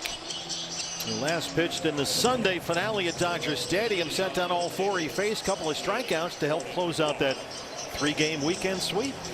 Home sweet home for Taylor Clark. His last 13 innings here at Chase Field, opponents are hitting .093 against him. And of course, naturally comes in. First guy he gets is the reigning home run derby champion. Jordan Walker has walked and grounded out. A little tapper. Taylor's going to have to let it go. Marte charges, and the throw pulls Vargas off the bag. Walker is limping up the line, and he's not looking so good right here. He really had to bust it up that line. Stubby clapped the first base coach. He came up limping after he touched that bag, and this is the last thing St. Louis wants to see right now. Just a little tapper off the end of the bat, gets over Taylor's head. Nice try by Marte. I don't think they get him either way. He didn't really start limping until after he crossed the bag. Yeah. That long stretch out there for the base at the very end. Right here. He's hopping.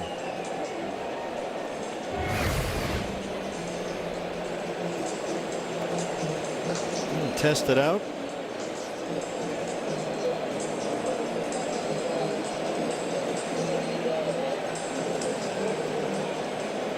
Look, he was grabbing at his left knee.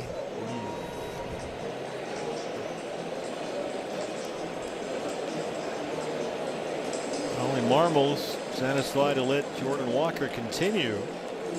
Fortunately, he's okay. So far, walking a single, he's 1 for 2. Lars Nootbaar steps up. He struck out twice against Merrill Kelly. Speed is also part of Walker's game, as you mentioned, Bob. He's got 13 stolen bases. Yep.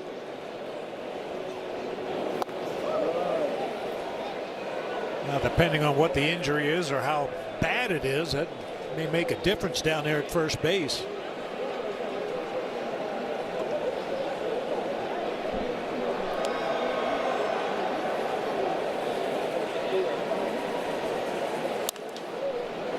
That's foul behind Stubby Clapp at first.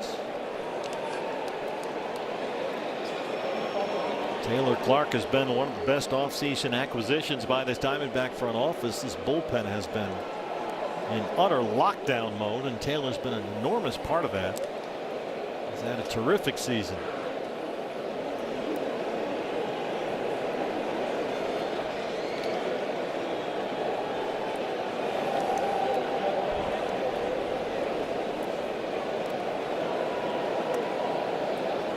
One and one on Lars Nootbaar. Change up Sale's arm side. Nootbaar is coming off injuries of his own. He needed surgery on both his feet last October. Recovery and rehab forced him to miss their first 60 games this year. Slowly hit, maybe two. Marte, Perdomo, and they can't turn it. Just hit too slowly.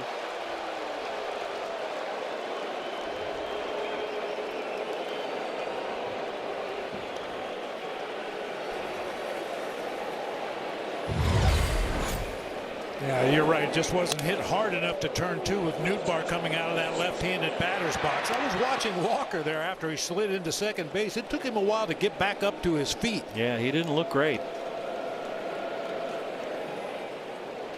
Brian Walsh says safe at first.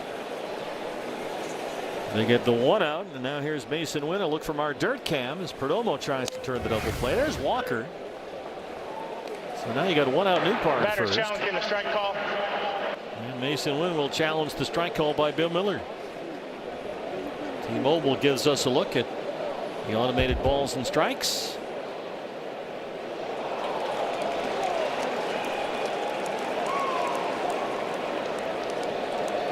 Call gets overturned. I guess Bill Miller's not going to correct himself. I'm not telling you. Figure it out on your own. So it's ball one. And that's in there. Mason Wynn, last year's Gold Glove shortstop in the National League, has already made a couple of sparkling defensive plays tonight. 24 years old, his third full season with the Cardinals.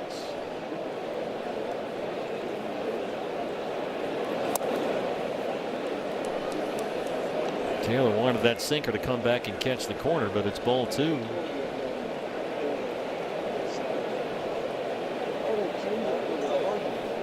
Quick move over there. Talk about defense. Mason Wynn last year started nearly 130 games at shortstop for St. Louis, played over 1,100 innings, all at short, and had 3 errors. Wow. Pretty impressive. I mean, you talk about middle infield combinations, and certainly Perdomo and Marte would be up near the top of that list. But with Weatherholt and Wynn, the Cardinals are in pretty good shape up the middle. They got some other youngsters they like a lot. Schertz, the center fielder, has taken over that job. He's on deck. Fermin has been a very nice utility player. Throw in Herrera, Burleson, of course Walker. You've got a pretty good core group here, all young. Full count, 3-2. It's amazing. Everyone figured this would be a rebuilding year for the Cardinals. They are very much in the thick of the postseason race. Sold off some pieces last year. Here's Ollie Marmol, has got his club right in the thick of things.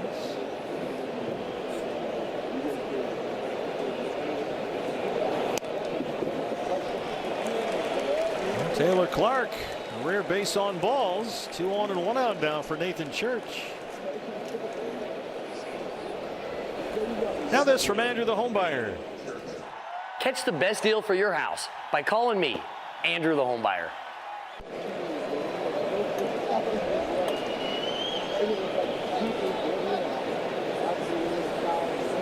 Yeah, Cardinals last year went into seller's mode at the trade deadline. They traded away most of their key bullpen pieces last year, but it's a very different situation for St. Louis this season.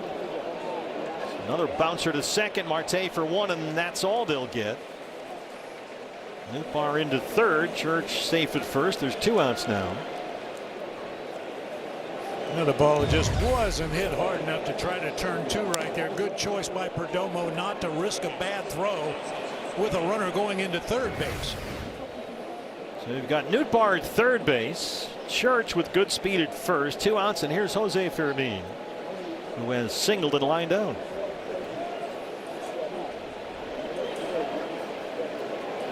Fermin's already appeared in a career-high 60 games this year, his 4th season in St. Louis. He's become a much bigger part of things. Guy who plays virtually everywhere on the field. He's played left field, third base, center field, second base, shortstop, first base, DH. He's one of those guys. There's one missing. That's the toughest one. Strap the gear on. Then we'll talk. Sinker's a strike. Yeah, Fermin's a bigger and bigger part of the Cardinals' core here.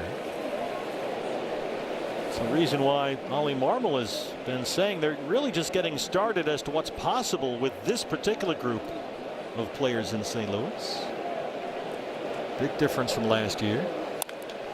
Up the middle, Marte's got it, and Perdomo gets to the bag. Ketel Marte saves a run up the middle with a tremendous defensive play. We're in the 6th big wild card series, and it's a 1-run game.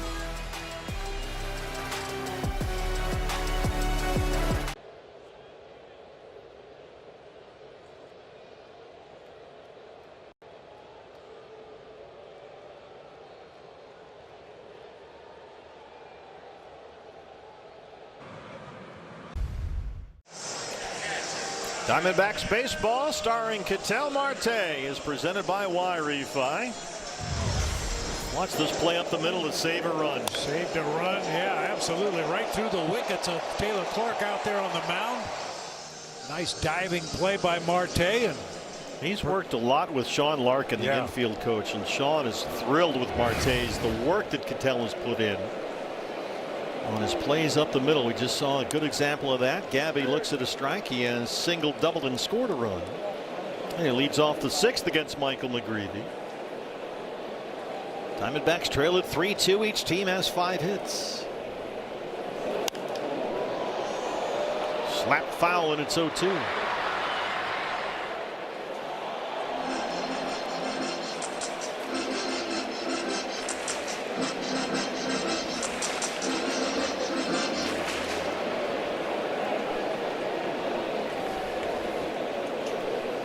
Now been a 30-game stretch for Moreno going back to June 7th. And over that stretch, he's hitting well over 370. So I mean, it's been a couple of months. He's basically been a 400 hitter.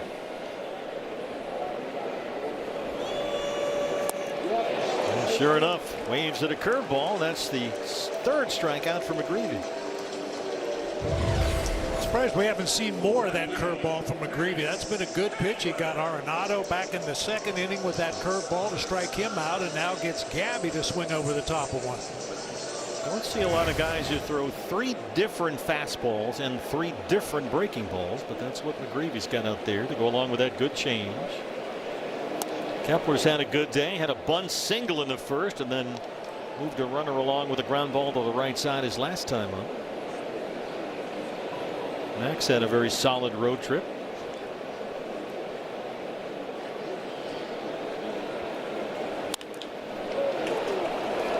Weatherhold has it. Nice high hop, and there's 2 outs in the 6th.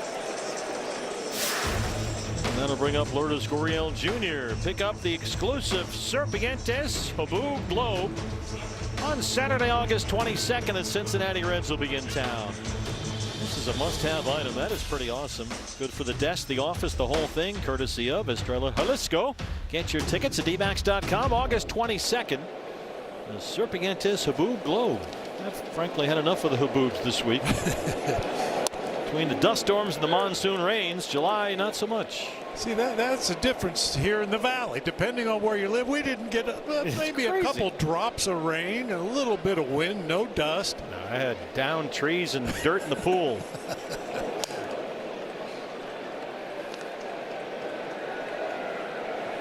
Lourdes drove in a run with a sacrifice fly in the 2nd, grounded out his last time up. This is a bat they need to get going. Last week on the California trip, Gurriel hit in all 4 games at San Diego. And this is right about the time where last season he just exploded. The Diamondback record 32 RBIs in August last year. They need that production.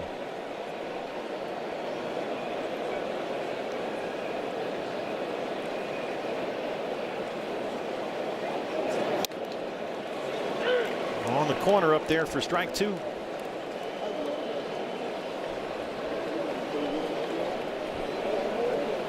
Arenado 0 for 2 would be next.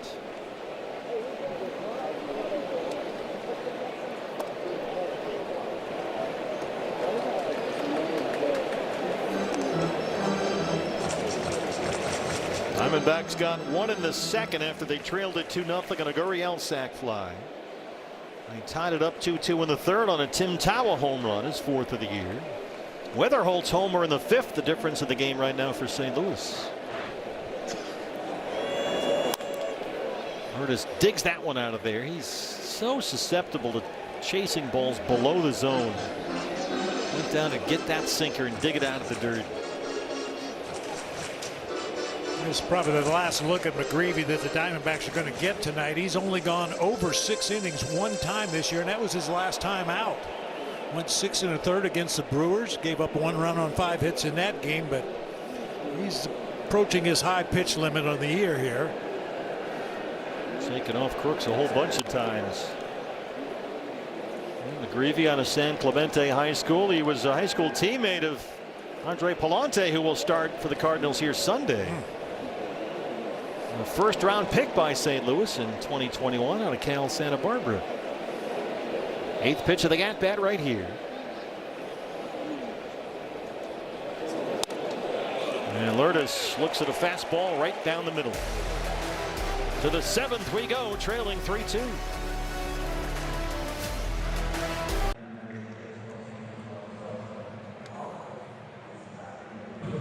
large tonsils.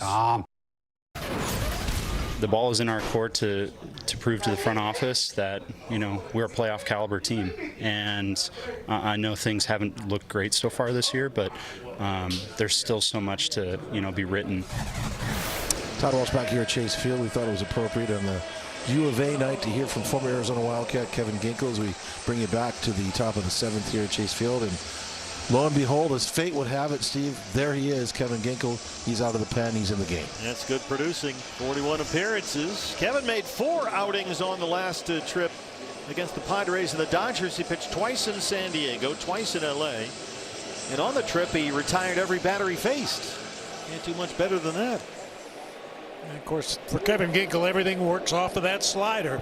He's got a nasty when he uses it. Almost 52% of the time, hitters hitting only 133 against his slider. And of course, that's what he starts Crooks with. Crooks, the catcher, bats 9th. He's 0 for 2. Kevin out of Lakeside, California, pitched 2 seasons at Southwestern Community College before finishing his collegiate career at U of A, where he was a very effective starting pitcher. In fact, Ginkel started Game 2 in the College World Series for U of A and dominated Coastal Carolina, the Chanticleers. He had 10 strikeouts in 7 innings and was a 22nd round pick by the Diamondbacks back in 2016.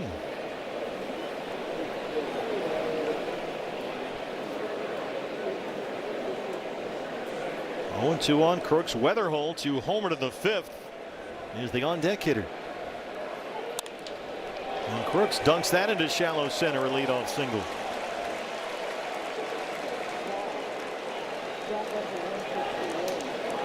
So here is Weatherholt, his 14th of the year, and the 5th is the difference in the game right now. Not a bad pitch, a slider on the outer third of the plate and down below the strike zone. Crooks just went out there and flipped it into the outfield for a leadoff knock. Weatherholt has flied out, walked, and homered. A rookie second baseman, just 23 years old. Strong Rookie of the Year candidate in the National League. He's been strong on both sides of the ball. Hitting up at the top of the lineup. The defensive metrics at second base are among the best in the game as well. They really have something here with this young man. This was Weatherholtz with 1 out in the 5th in a 2-2 ball game, and it's a no-doubter. Ooh. Made that sound. Yeah, it did. Cardinals just last week made the long-term commitment to J.J. Weatherholt. 8 years, $112.5 million. Lifts it out to left for Max Kepler. That's the first out in the 7th. Brings up Ivan Herrera. Everything is relative, but I think the Cardinals are going to be very happy that they signed him to that long-term extension right now. Yeah. Don't waste time. Another couple of years of Weatherholt doing the kinds of things that he's done this year, and he's going to be a bargain. It's become almost standard operating procedure for every major league club. If you've got a guy you really believe in, sign him up early. Back pick at first, and Crooks is back in time. We've seen the Diamondbacks do that with guys like Perdomo and Brandon Pfaadt, a few others.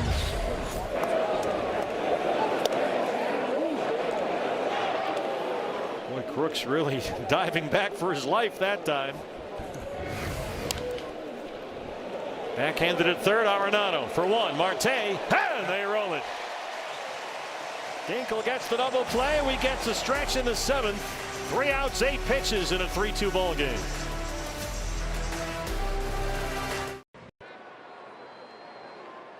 The Diamondbacks. This copyrighted telecast is presented by authority of the Arizona Diamondbacks and may not be reproduced or retransmitted in any form. And the accounts and descriptions of this game may not be disseminated without the express written consent of the Arizona Diamondbacks. Welcome back to the opener against the Cardinals. Steve Berthiaume, Bob Brenly, Tom Walsh, Mark Grace here with you. Ollie Marmol with Michael McGreevy at 84 pitches, going to send him back out there to start the 7th. There is activity in the Cardinal bullpen behind him. The 13th time this season that McGreevy's gone 6 innings and given up fewer than 3 runs. George Soriano, the right-hander, starts to get loose now. Nolan Arenado 0 for 2 leads off the 7th, the former Cardinal. They're really trying to keep everything down against Nolan in this series so far. He has struck out and grounded out.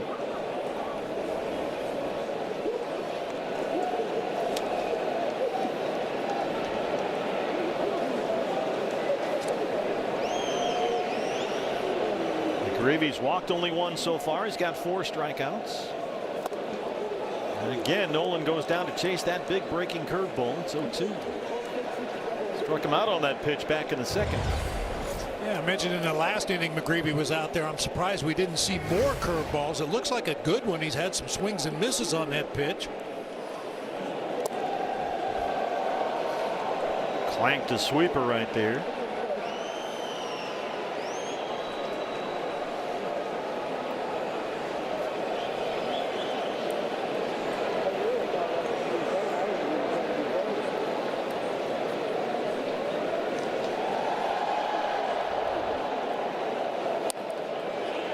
Catches him looking at that comeback sinker that caught the edge, and McGreevy has struck out 3 the last 4. Now this from Law Tigers. We're the Law Tigers, and we understand the challenges riders face every day. If you've been injured in a motorcycle accident, visit lawtigers.com. Law Tigers, Arizona's motorcycle lawyers. Torey Lovullo wanted to prioritize defense tonight for the Diamondbacks, and Wildemaro Vargas gets the start at first base. He's 0 for 2 and down 0-1. He has grounded out twice. Vargas coming off his 35th birthday yesterday.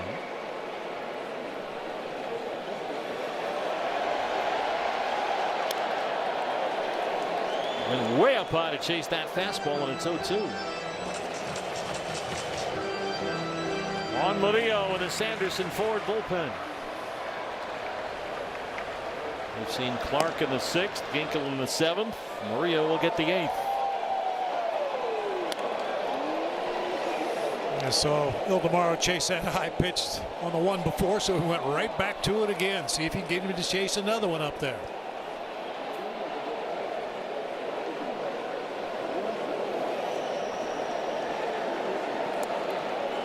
And then bounce a curveball.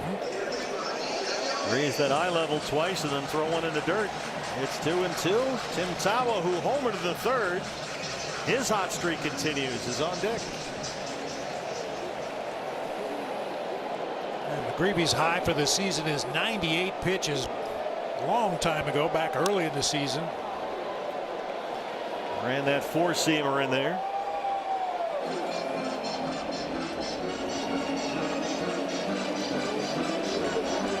He hasn't had a whole lot of run support. That's been a theme with him all year, but he's had just enough tonight. Cardinals have given him 2 or fewer runs of support in just about half his starts this season. That explains the 4-7 record. To go along with what is right about an ERA right at 3 among the 10 best in the National League. He's really working hard out there on a warm night. It's 2-2. Vargas trying to split the gap. It hangs up. Church won't get it, and it gets to the wall. Vargas at 2nd. He's going to head for 3rd. Wildemaro Vargas has in there.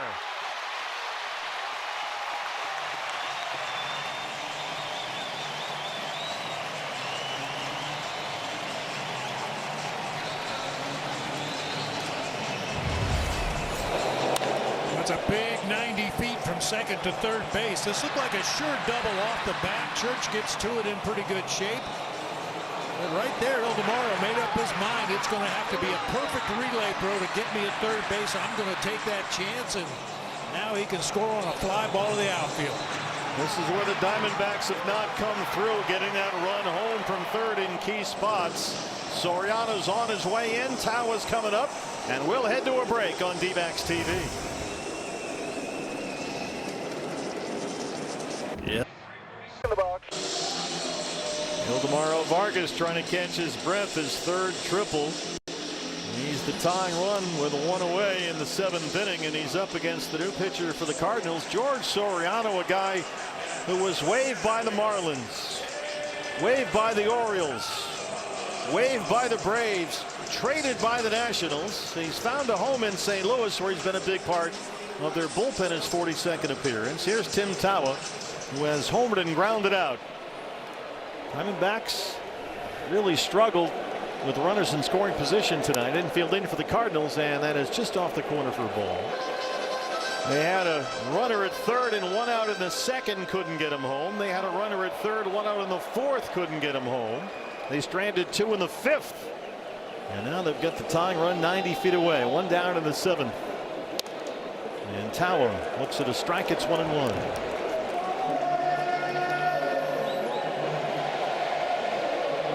Soriano, not necessarily a big strikeout guy, 35 Ks in 40 innings.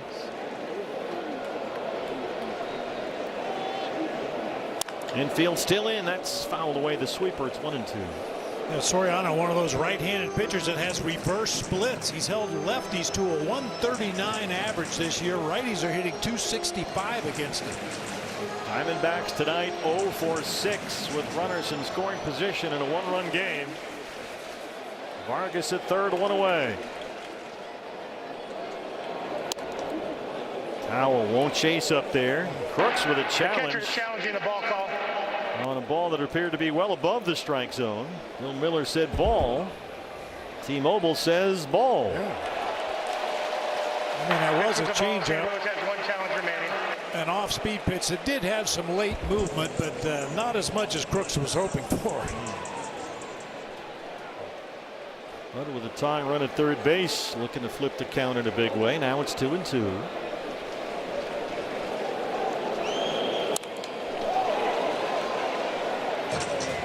Down to fight off that changeup. Boy, he's seen the kitchen sink here. Sinker, sweeper, changeup. Marte on deck. Big series. These two teams in a group of 5 different clubs, all within 4 games of a wild card spot. Series like this, you think so much about the Dodgers and the Padres and stuff, but it's the series against teams like Pittsburgh and Cincinnati and St. Louis and the Cubs that really factors into the wild card race come the final week of the year. No question about it. I mean, the Diamondbacks and the Cardinals, for that matter, should approach this series as their postseason. It's big implications. Boy, Tim's really putting up a fight. Got a fastball at 97. He fouled it away.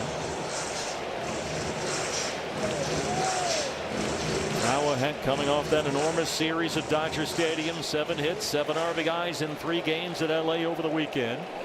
Pitch number 8 from Soriano right here. It's 2-2. Ground ball backhanded by Wynn. Vargas daring him to throw, but boy, Mason Wynn has really saved the Cardinals bacon a few times tonight. And now it's 2 outs for Marte. They've got to get that run home from third. Even playing in, Wynn shows his good range, going several steps to his right, and then shows off that big arm.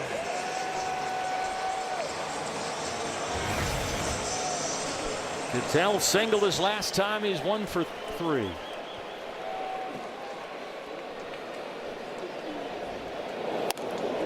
Remember, in the 3 wins in LA last weekend, the big 3 up top, Marte, Perdomo, and Carroll, combined for only 2 singles in the 3 games. They are 1 for 8 tonight, and Marte's got the one that single in the 5th.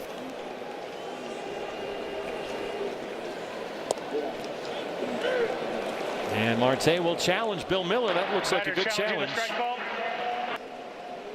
Bill Miller thinks he found a strikeout there. This is right on the edge. Wow. Arizona has 2 challenges remaining. That's way off the corner. It's 2-0.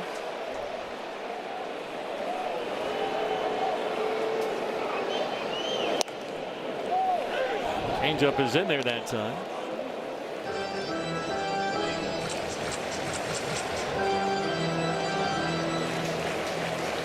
Vargas at third after the 1-out triple. He's the tying run.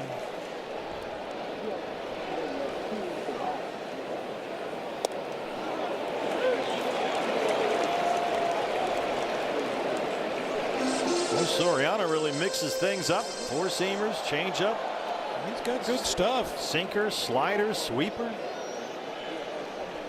Perdomo would be next. It's 2-2 on Ketel Marte. Ran it in there at 97, and it's full.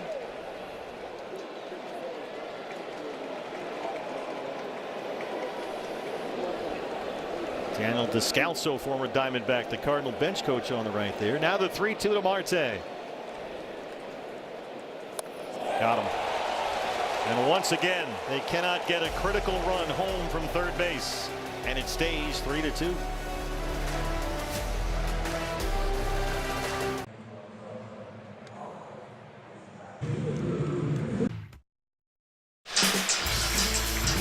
Oh, a frustrating night for the Diamondbacks so far. 3 different times tonight.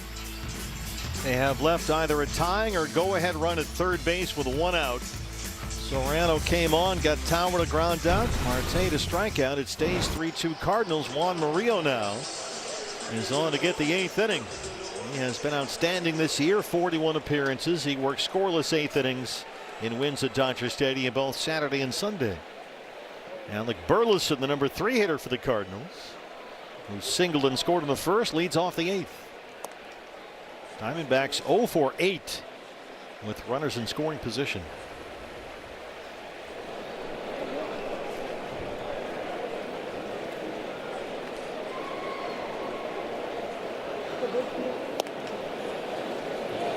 St. Louis is the first team on the outside looking in at the postseason picture. They're 1 game out of an NL wild card spot, at least going into the game tonight.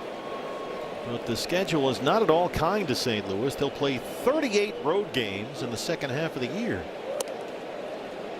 That is their most after an All-Star break since 2007. So they have a difficult stretch coming up for Ollie Marmol. It's 3-0 on Burleson. Walker on deck, then it's Lars Nootbaar. Cardinals will play 20 consecutive days coming out of the All-Star break. They'll head to Anaheim for 3 after this one, then back to St. Louis, which cost them their only off day during this stretch to make up that rained out game against the Diamondbacks. Yep.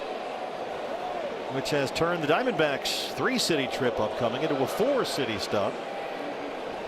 After that situation was handled in such a fashion as to create that. Full count 3-2.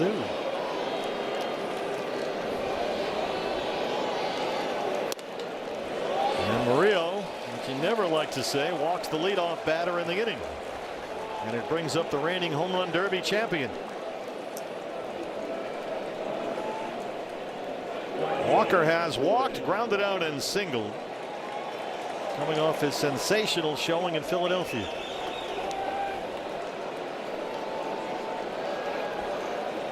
Leading the major leagues in RBIs.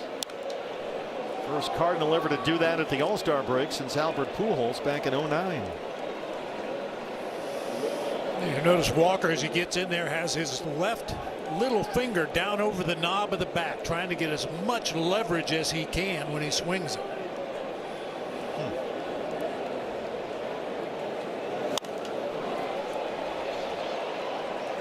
Well, he's on a hot streak. Got an active 19-game on-base streak now.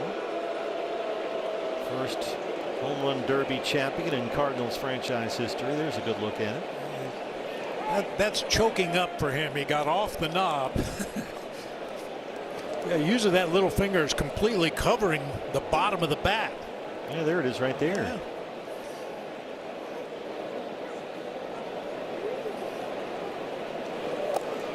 See a lot of power hitters do that, get right down on the knob or order bats that don't have a knob so that they can really get down there and get as much leverage as possible on that barrel end of the bat. That's what made Barry Bonds so unique. He choked up about 6 inches and still hit the ball 500 feet. And Murillo got him to bite on a big sweeping slider, and there's 1 out in the 8th.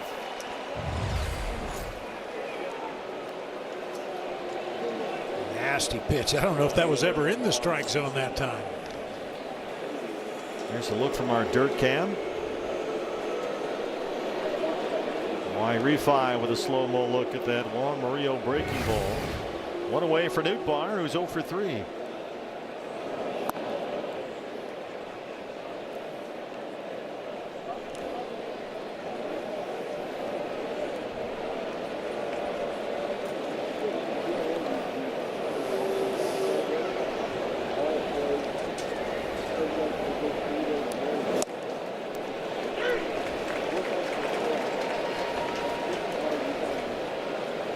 Cardinals have activity in their bullpen. A right-hander recently up from their AAA squad in Memphis. Luis Castelu starts to get loose.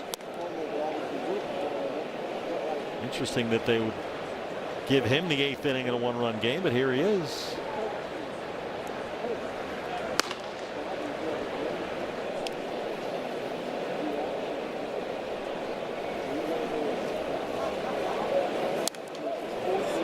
Fouled away at 99. It's 2-2 on Lars Nootbaar.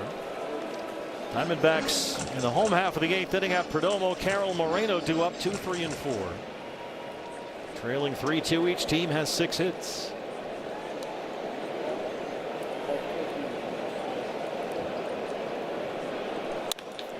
Nootbaar to second just by Marte. And the slider, he went down and got it. And Lars Nootbaar has a base hit. That one caught a little too much of the plate. He was able to shoot it by Marte. It's 97 off the bat of Nootbaar. Just enough Cardinal fans here tonight. When Nootbaar does something good, they all chant Noot. An enormously popular player. Yes, he is.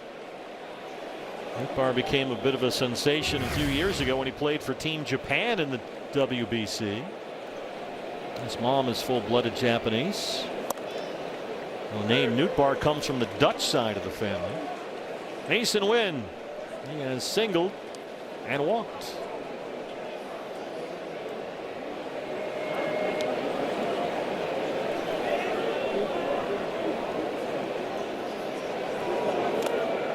That one's swing and a miss as it gets behind Gabby.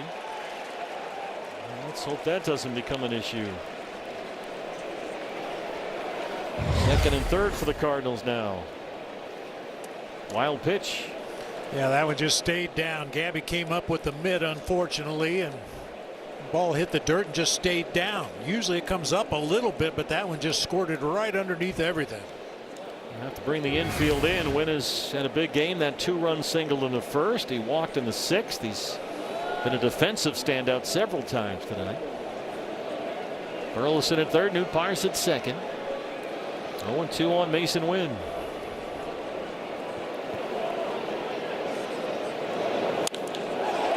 Line to left. Kepler charges. He's got it. Burleson coming home. Throw is cut off, and it's 4-2. A wild pitch factors in.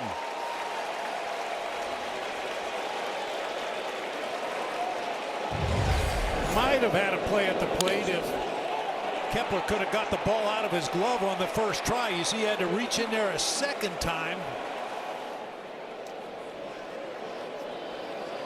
Yep. Yeah, those big outfielders' gloves, sometimes the ball rattles around in the pocket. It slides down near the palm or out near the fingertips, and that time Max just couldn't find it. Center fielder Nathan Church 0 for 3. Coronado in on the grass. A step that's fouled away.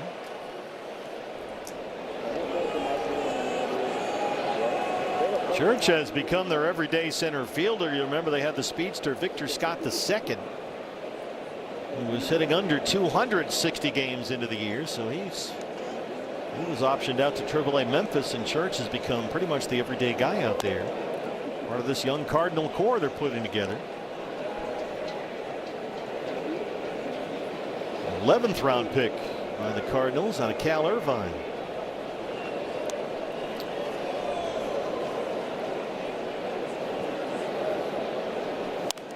And Church is another one of these guys from Lake Forest, California, out of El Toro High School, the same program that produced Nolan Arenado and Matt Chapman and Paul Skeens. It's a real baseball factory there. Church still qualifies as a rookie this year. To ball and 2 strikes.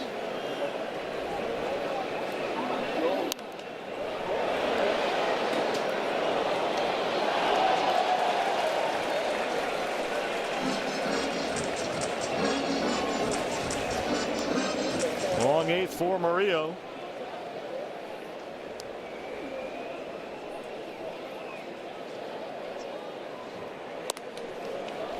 Changeup sailed away at 93. It's 2 balls and 2 strikes. And Bill Miller talking to Murillo now. What that was all about. He went back behind the mound to get the rosin bag, and Miller jumped out there, started barking at him.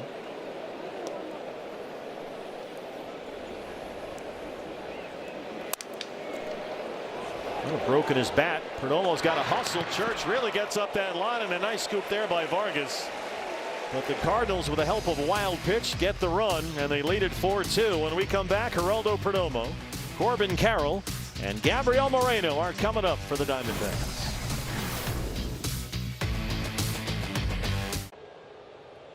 Heroes.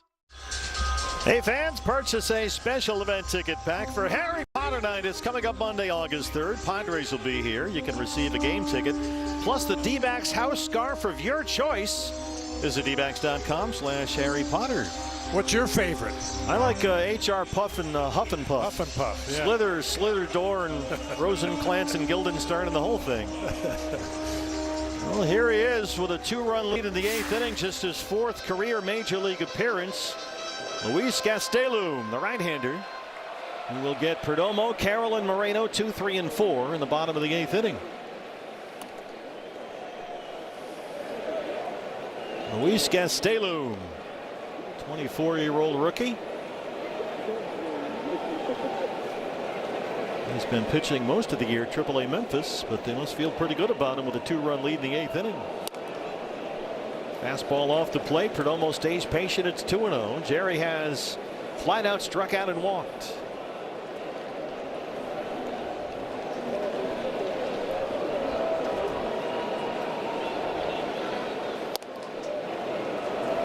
Gastelum pitched most of the season. We mentioned at AAA Memphis, had a scoreless inning stretch of 22 1/3 at one point, which was the longest in the minors this year.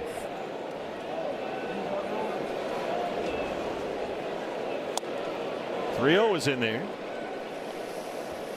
Not overpowering with the fastball in the low towards the mid-90s, but that changeup has been a really good weapon for him. So if you're looking for a fastball in a 3-1 count, you might get the changeup right here.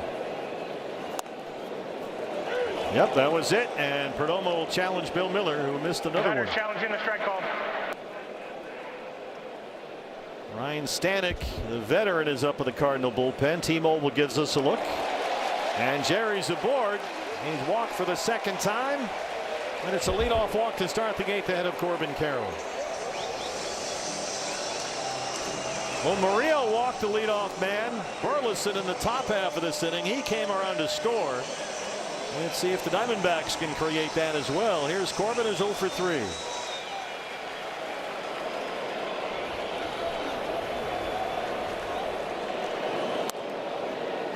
Right on the corner with that change. And changeup is the pitch that got Gastelum to the major leagues.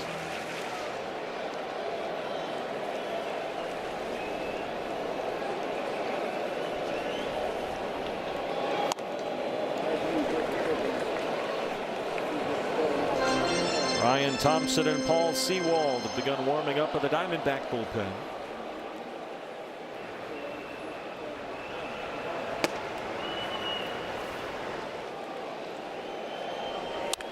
Corbin Carroll lines it down the line in right. Hang on, ball. It's gone. Corbin Carroll is back, and we're tied at 4. Somehow that one hung on. Oh, we've waited for that swing for weeks now. That's his 14th, and it's 4-4. Boy, that thing looked like, Bob, it was definitely going to hook foul. Here's a look. Even Corbin thought so. A little body English here coming out of the batter's box. It looked like it hit the foul pole. Yeah, hit the netting on the foul pole right down the line. His first home run since June 17th. 4-4 game. Corbin Carroll comes through with a big one. And here's the red-hot Moreno, who has singled and doubled.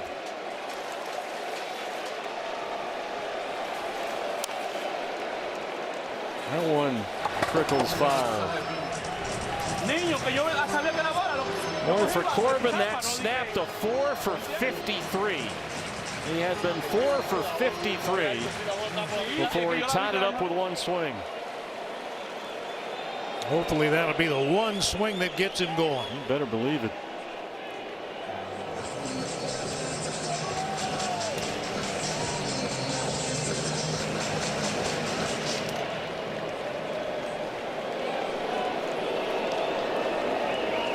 Each team now 4 runs, 7 hits. Gabby won't chase the 0-2 change.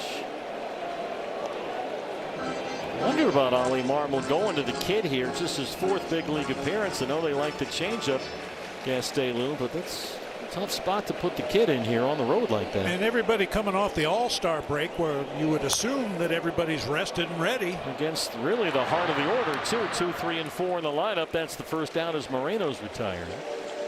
They do have Ryan Stanek warming up. One more look at Corbin Carroll.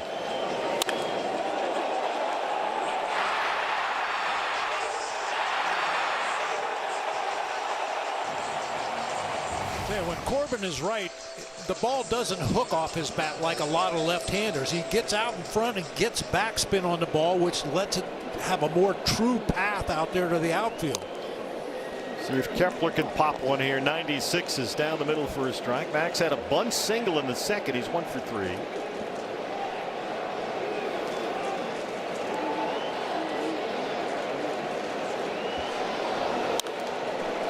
That one's trying to get into the seats, and it should be behind the dugout out of play. Kepler had a very encouraging road trip. He hit in 4 of the 5 games in which he played last week against the Padres and Dodgers. Played 5 games, had 5 hits, drove in 8 runs, including a home run last Monday at Petco. Big smiles in the dugout, and why not?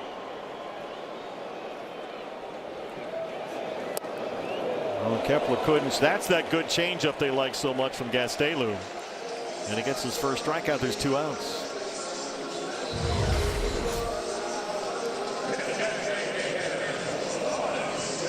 Great movement on that changeup. Good arm action. Looks just like his fastball coming out of his hand. Well, Lourdes drove in a run with a sac fly in the second. He has grounded out and struck out.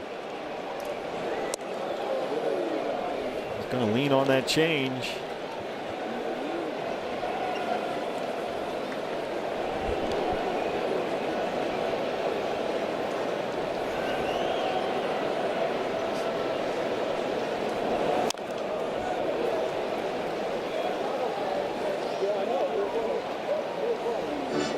Corbin Carroll's 14th of the year has tied it up. Home runs tonight from Tawa in the 3rd and Carroll in the 8th.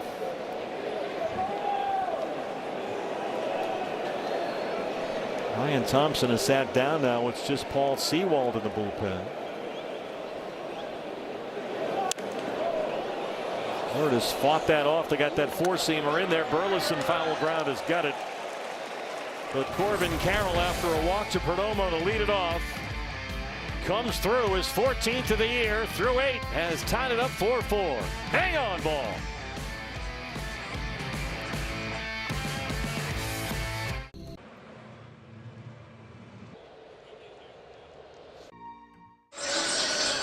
Torey Lovullo has been insistent that Corbin Carroll was very, very close, and boy, he got it.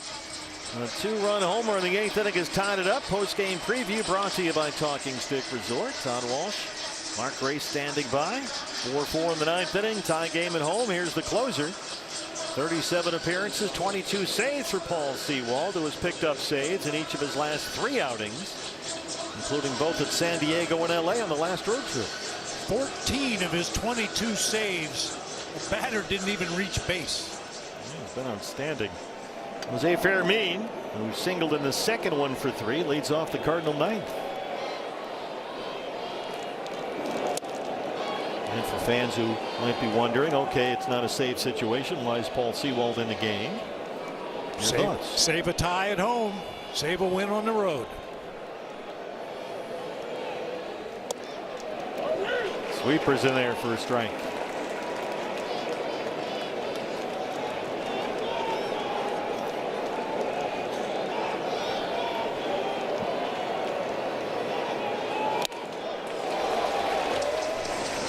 Amazing how a 90 or 91 mile an hour fastball gets so much swing and miss.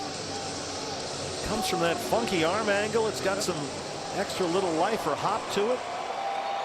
And when he's locating that as well as he has all year, he's tremendously effective with it.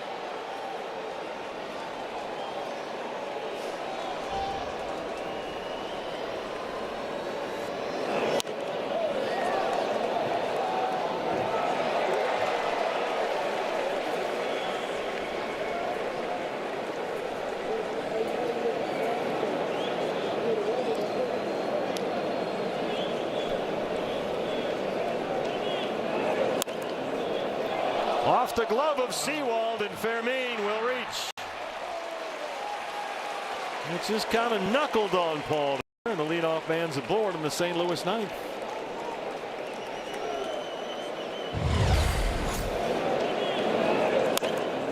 That's a base hit. More often than not, pitchers react too quickly to comebackers. And you can understand why. By the time they release the ball, they're standing about, I don't know, 55 feet or so from home plate. Anything coming back at them, they react quickly, and I think that time it hurt Paul. Well, the leadoff man in the 8th inning reached on a walk by both the Cardinal and the Diamondbacks. Both of those guys scored. Now the leadoff man's aboard in the Cardinal 9th, ahead of Jimmy Crooks, the catcher, who bats 9th.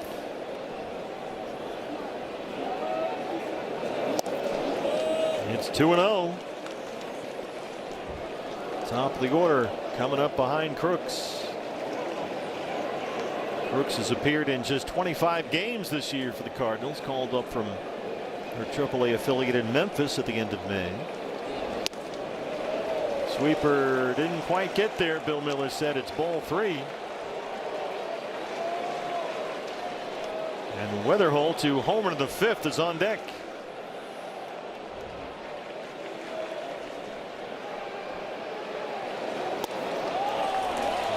This is unraveling quickly. Cardinals have had their leadoff hitter reach for the 4th consecutive inning. It's a single and a walk, and Brian Kaplan headed out to the mound with a message from the skipper.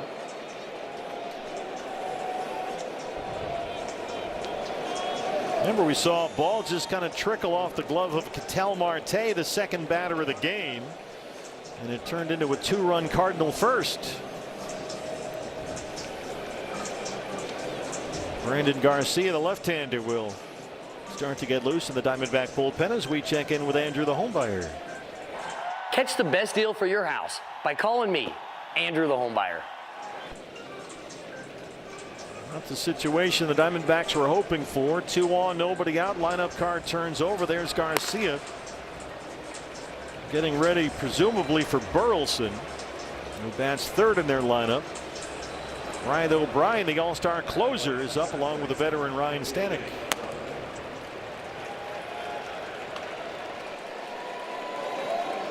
Here is Weatherholt. He has walked and homered. Does not have a sacrifice bunt yet this year, although this would appear to be a situation to put down a bunt. Corners are creeping in. Vargas halfway in. They'll take a look at Fermin back there.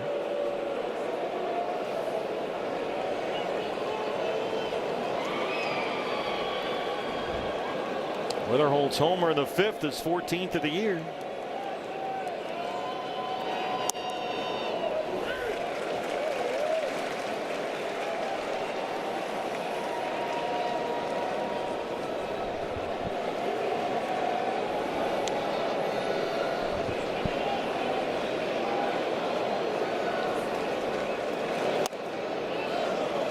Ran the 4-seam in there, nearly hit him.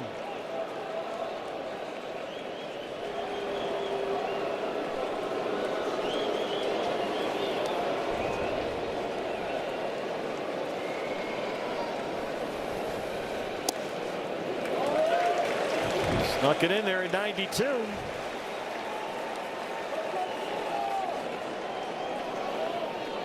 J.J. Weatherholt, 23-year-old rookie. Up there with a 1-2 count.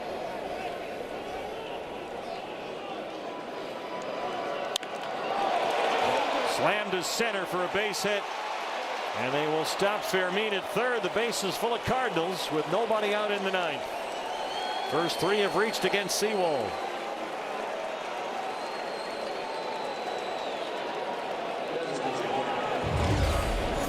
Gabby wanted it up. This wasn't up high enough. That was about belt high out over the outer third of the plate, and Weatherholt smacks it into center field. Nice job by Tawa to get to it quickly and force him to hold the runner at third base. Well, they've got Garcia ready for Burleson, who's on deck, but first you're going to have to figure out Ivan Herrera. The DH hit into a double play as last time. Herrera just back from his first career All-Star game. Infield is in.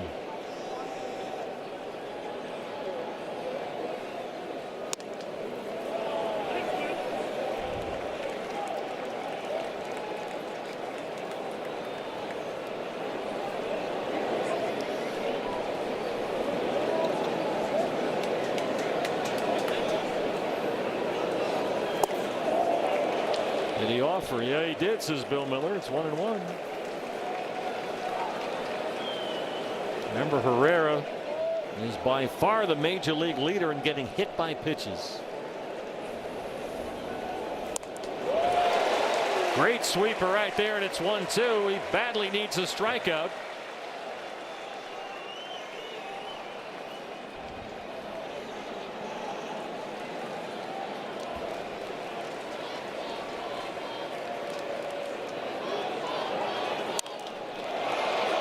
In the air to left. Kepler's under it. Fermin's at third. Max has got it. Here comes Fermin. The throw is just a little bit late, and the Cardinals get the run in.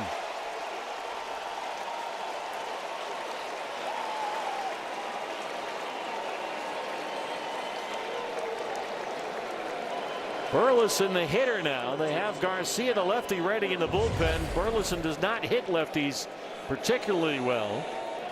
Here's one more look. Here comes Torey Lovullo. Just didn't get that sweeper out there quite far enough. RBI for Herrera makes it a 5-4 St. Louis lead. One out. And here comes Brandon Garcia to get Alec Burleson.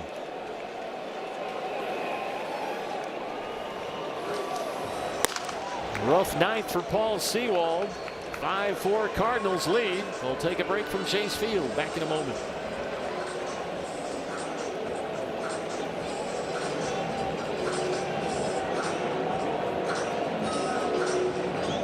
If your windows can't. Oh, a non-save situation for Paul Sewald. First three reached. Herrera delivers the run with a sac fly. And on to face the left-hand batting Alec Burleson, the left-hand throwing Brandon Garcia. 28 appearances this year. 26 have been scoreless. He has been outstanding. Filling up that strike zone. 27 punch outs against only 6 walks in his 23 2/3 innings of work. We'll have Jimmy Crooks at second. J.J. Weatherholt at first. Got a pinch runner at second base now as Brian Torres comes in to run for Crooks. See the splits on Burleson. 195 against left-handers. There's Torres running for Crooks.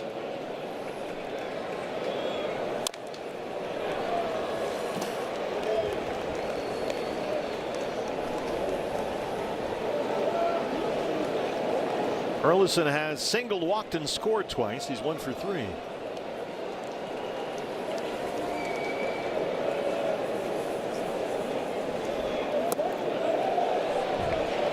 Yes, he offered, says Chad Fairchild. It's 0-2.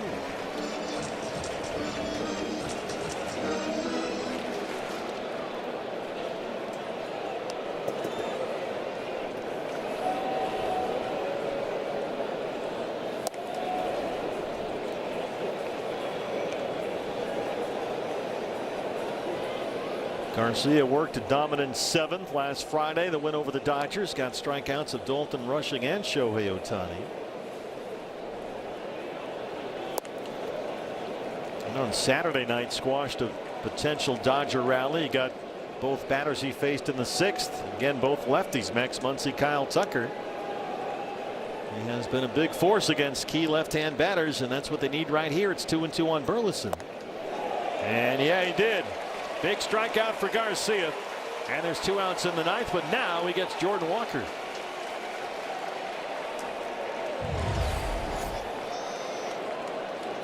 Brandon Garcia sweeper starts it on the outer third, sweeps it off the outside corner. Burleson just cannot hold up on that pitch. The home run derby champ has walked and singled. He's 1 for 3. That's going to leak into the seats. Cardinals have 9 base hits in this game. 6 of the 9 came right back up the middle. What does that tell you? I'm not sure. I mean, obviously they're staying on the ball. They're using the whole field, but 6 out of 9 right back up the middle. That seems like an awful lot. Torres running for Crooks at second. Weatherholtz at first. 0-1 on Walker. Brandon has made 12 consecutive scoreless appearances, and over that stretch he's allowed just 2 hits and has 16 strikeouts. 26-year-old left-hander. Right to Perdomo at short. Marte is there. Garcia gets the 2 outs they needed, but the damage done on the Herrera sac fly. Bottom 9 coming up, down 5-4.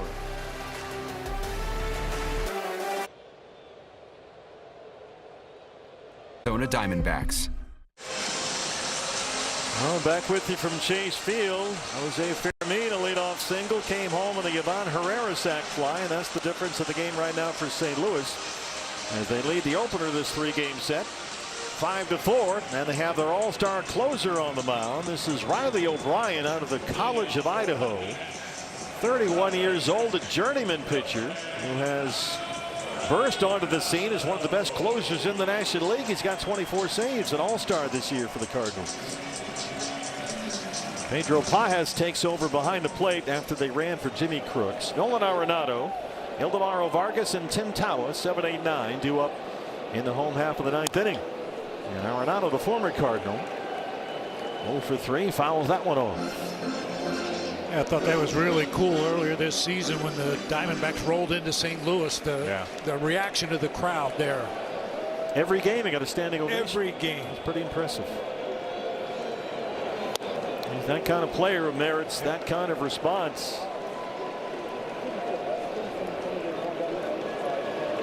Nolan 0 for 3, struck out twice.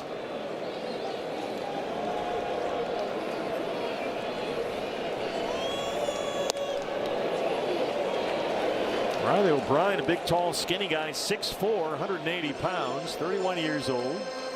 Bounced around for a while with the Reds and the Mariners, now in his 3rd season with St. Louis, and he has blossomed into an all-star closer after they traded Ryan Helsley at the deadline last year. Now they have another all-star closer this year. It's 3-1.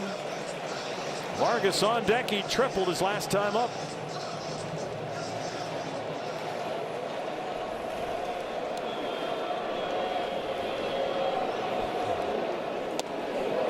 And Nolan's aboard.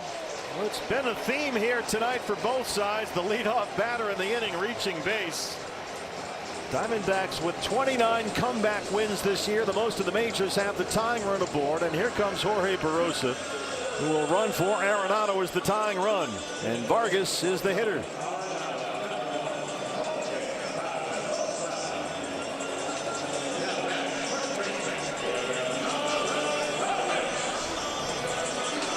Barosa runs for Arenado. Vargas tripled to right center his last time.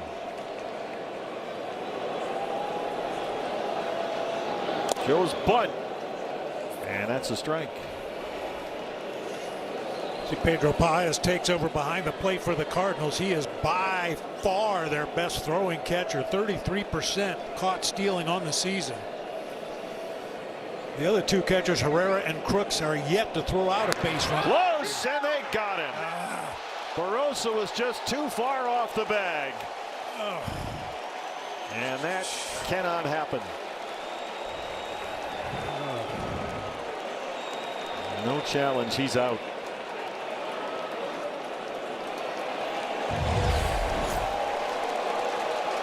Just a monster lead over there at first base by Barossa that time. Yep. Ryan Walsh got the call right certainly down there. That just can't happen. Nope.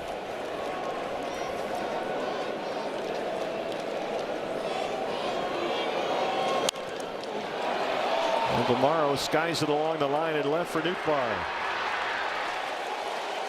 It's been a night of that just can't happen for the Diamondbacks. They have left countless runners on base. 0 for 8 with runners in scoring position. They've stranded 5. They've had a couple of defensive bobbles out there. And it's up to Tim Tawa, who homered in the 3rd.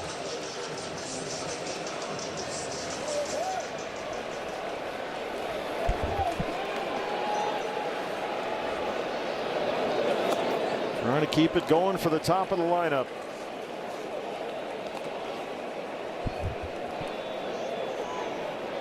Tim homered twice over the weekend at Dodger Stadium. Homered again tonight in his first at bat. His 4th of the year. 98 with that sinker. It's 1-1.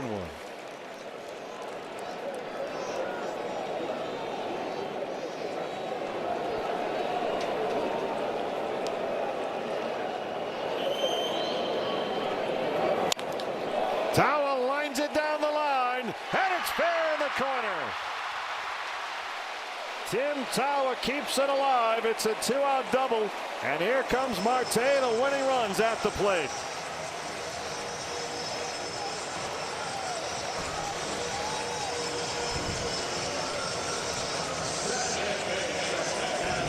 Tying run at second, winning run at the plate with 2 outs.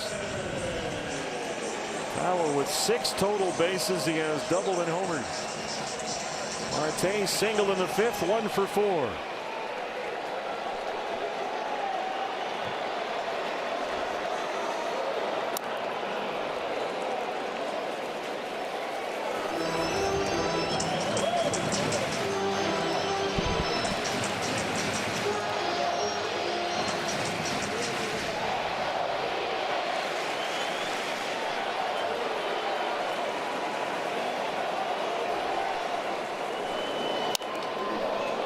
It's 0-2.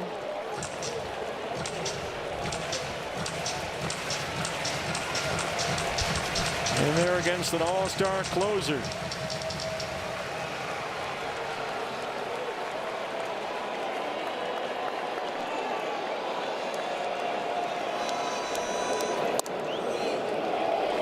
Won't chase the sweeper.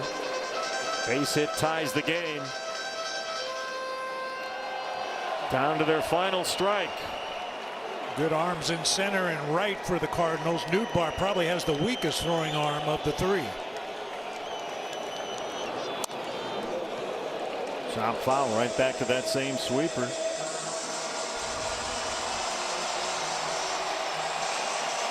Chasing a wild card spot. It's not going to be easy. A lot of competition out there, but they are in the thick of it. 2.5 back at the start of play tonight.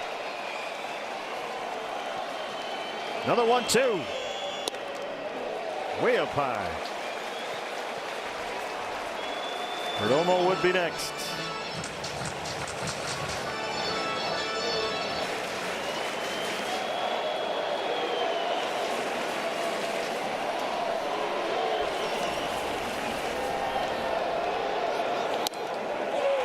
Oh, Bill Miller. Ketel didn't challenge.